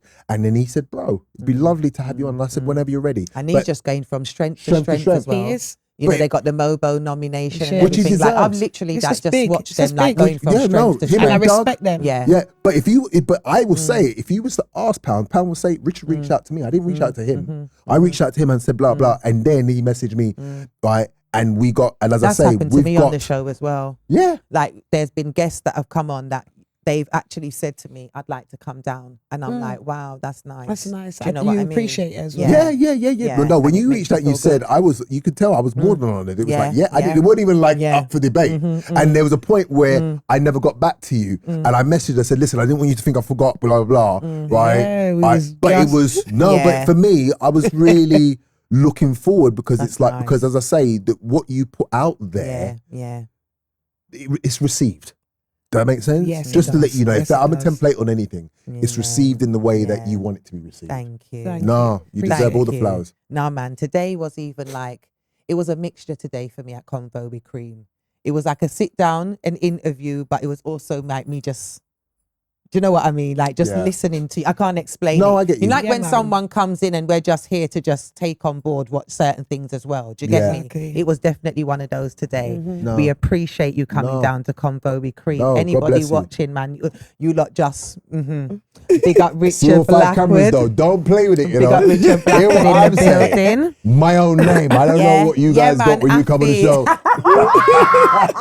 But fruit, Big up We Love AU. Do you know what I mean? But before you go, like, is there anything that you want the people them to be looking out for or anything like that? Do you know what? I've got Cause and Effect. Short Cause and Effect. Yes, yes, and I've got another movie called Flover that's coming out at some point this year. It's a comedy horror. But I would just say to people this, right? Watch this space, because what I keep saying about the Phoenix thing. For so many years, I reached a point, and this is going to be brutally honest, I actually started to reach a point where I was thinking, do I still have it? Is this meant to be for me? Because you know, when you've been in the game so long, you start to feel like, did I just have my time then? Is it not gonna, because I know what's meant for me. And then I would look at things that God would do, right? Like okay, prime example. If I wasn't meant to be at the level I was meant to be at, right? There was many things that I've auditioned for that have been pretty small and would have just got me through, right? And I know God would have said, well, I'll give you that. These are things just to get you through, because you know what? You're not meant for nothing great, right? You've had your time, this is it, right? And I've auditioned for things, certain movies that have come out that haven't really done well. And I'm sitting here going, oh my God, I auditioned for that. And at the time, I was thinking, this will be the thing, right? And some of them have gone straight to Prime and they've not been watched or blah, blah. There's a few films that have come out over the last few years that if I was to say to you what it was, you'd be like, oh my God, you went for that role, right? Do you know what I mean? And it's like certain roles where it's like, and the director's come back and said to my agent, not quite, but we was between him and another guy. And it was always that close thing. So you sit there and you think, and these comedians, other people don't know I'm doing this, right? But it's like, oh, that's a big Hollywood movie, and I was just about to be in that, and it never happened, blah, blah. And I'm watching the film, and I'm reciting the lines because I remember it, right? Right? But then it's like, but the film didn't do that well, right? Okay, it did all right, marginal. And and it's like God saying to me, when that thing comes that you hit, and let me just give you a brief, if you think about it, when I did EastEnders, my character blew up, right? Yeah. I was brought in on the 30th year anniversary, the live, and I opened the show, right? When I came into Hollyoaks, I was the first black character to be a lead on Hollyoaks, right? So when I was on it, I remember the woman that was doing it at the time, she said, you're going to be one of the leads. There's only like 6 leads. So when you watch Hollyoaks, they have all the actors come up in the titles, and then you will see in slow motion the main ones walking down. And they put me in the center. Wow. And I never forget, right, the director, the floor manager went, no, Richard, we've been told you got to stand in the center, right? And Jamie, right, plays Warren. He went, check you out, mate. And I was like, hey. I said, find your space. But you see me outside in the center. And you see me in slow motion. And I remember thinking, raw God, right? Because that's not coming. You put me in the center. And they've said, you are going to, and then I look historically, it's like, you were the first black lead, right, on Hollyoaks. The woman that is the lead, Jen Metcalf, which is my bedroom, she has your baby on the show. Wow. Right, do you know what I mean? You and Jen. Jen is the lead, and you're Jen's man on the show, right? And she had your baby on the show, Imagine right? So, as I say, so when I look at the 2 big shows that I've been on, and where what it's done for me, God says when you hit, it hits different. So I look at that and I go, you know what, God? I know what's next. Even haters can't stop, because you're saying, look at his trajectory, everything that he's done from Choice to the Real McCoy to EastEnders to Hollyoaks. Every single one has gone because that's my story. Exactly. Right? Do you know what I mean? Yeah. And whatever my story is, and I promise you I'll leave you on this, and you guys can take this as well. We are just stories for the next person. So we know, because we're old enough to remember, that James Brown was the story for Michael Jackson and Prince. Both huge in their own right, different lanes, but both huge. But both of them will say James Brown was their main inspiration. So when James was doing his thing, God made it that James, you're going to be this person, because not only was James big as a singer, as a dancer, he was the first artist to go from being an artist to I'm the promoter. There's no middleman. I paid the venue, come on, right? And you put me on, so all that money. So he was the first to go independent. Prince went independent. Yeah, he did. Right? Based off of James Brown. Michael was that perfectionist performer based off of James Brown. So even after James Brown passed, his legacy went on. Chris Brown is the legacy of Michael Jackson. Right? These are stories. So hence, there's no reason for you to start becoming arrogant, because you're just a story for someone else. The talent you've been blessed with, yes, you're going to reap the things that come with it, and eventually you die. Right? Not being rude, but eventually you go.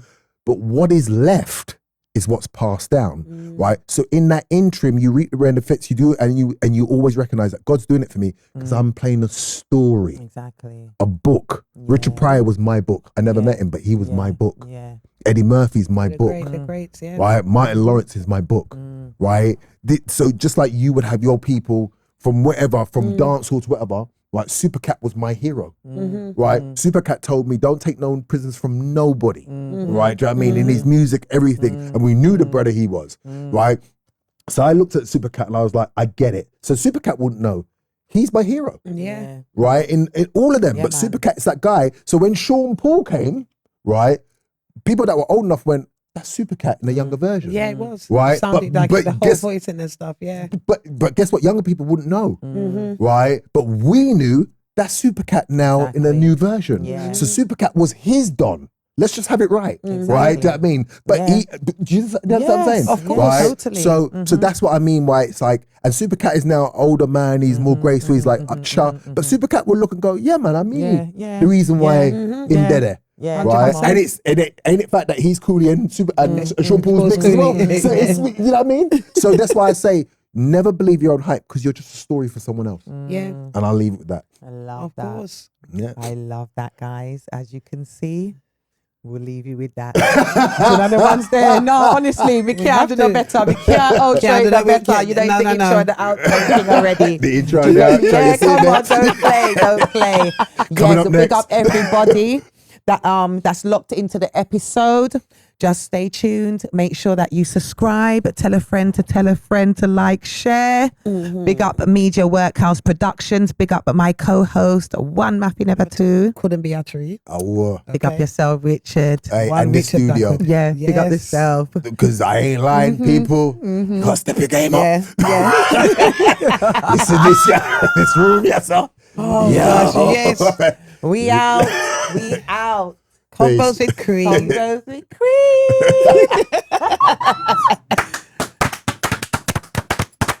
Richard. Sorry, I know I'm shutting your ears off. I'm sorry. Pretty and paid and popping. Pretty and paid, yeah. Pretty and paid and popping. Pretty and paid. Pretty and paid, yeah. Pretty and paid and popping. Ain't got dough, then you know you better keep it jogging. Ice so cold, no stopping. Love my style, my drip, everything they copping. Cashed up queen, stay bossing. Chicks on my page all day, ain't got no login. Every style queen, stay locking. Pretty gang pull up in the place, got the man them clocking.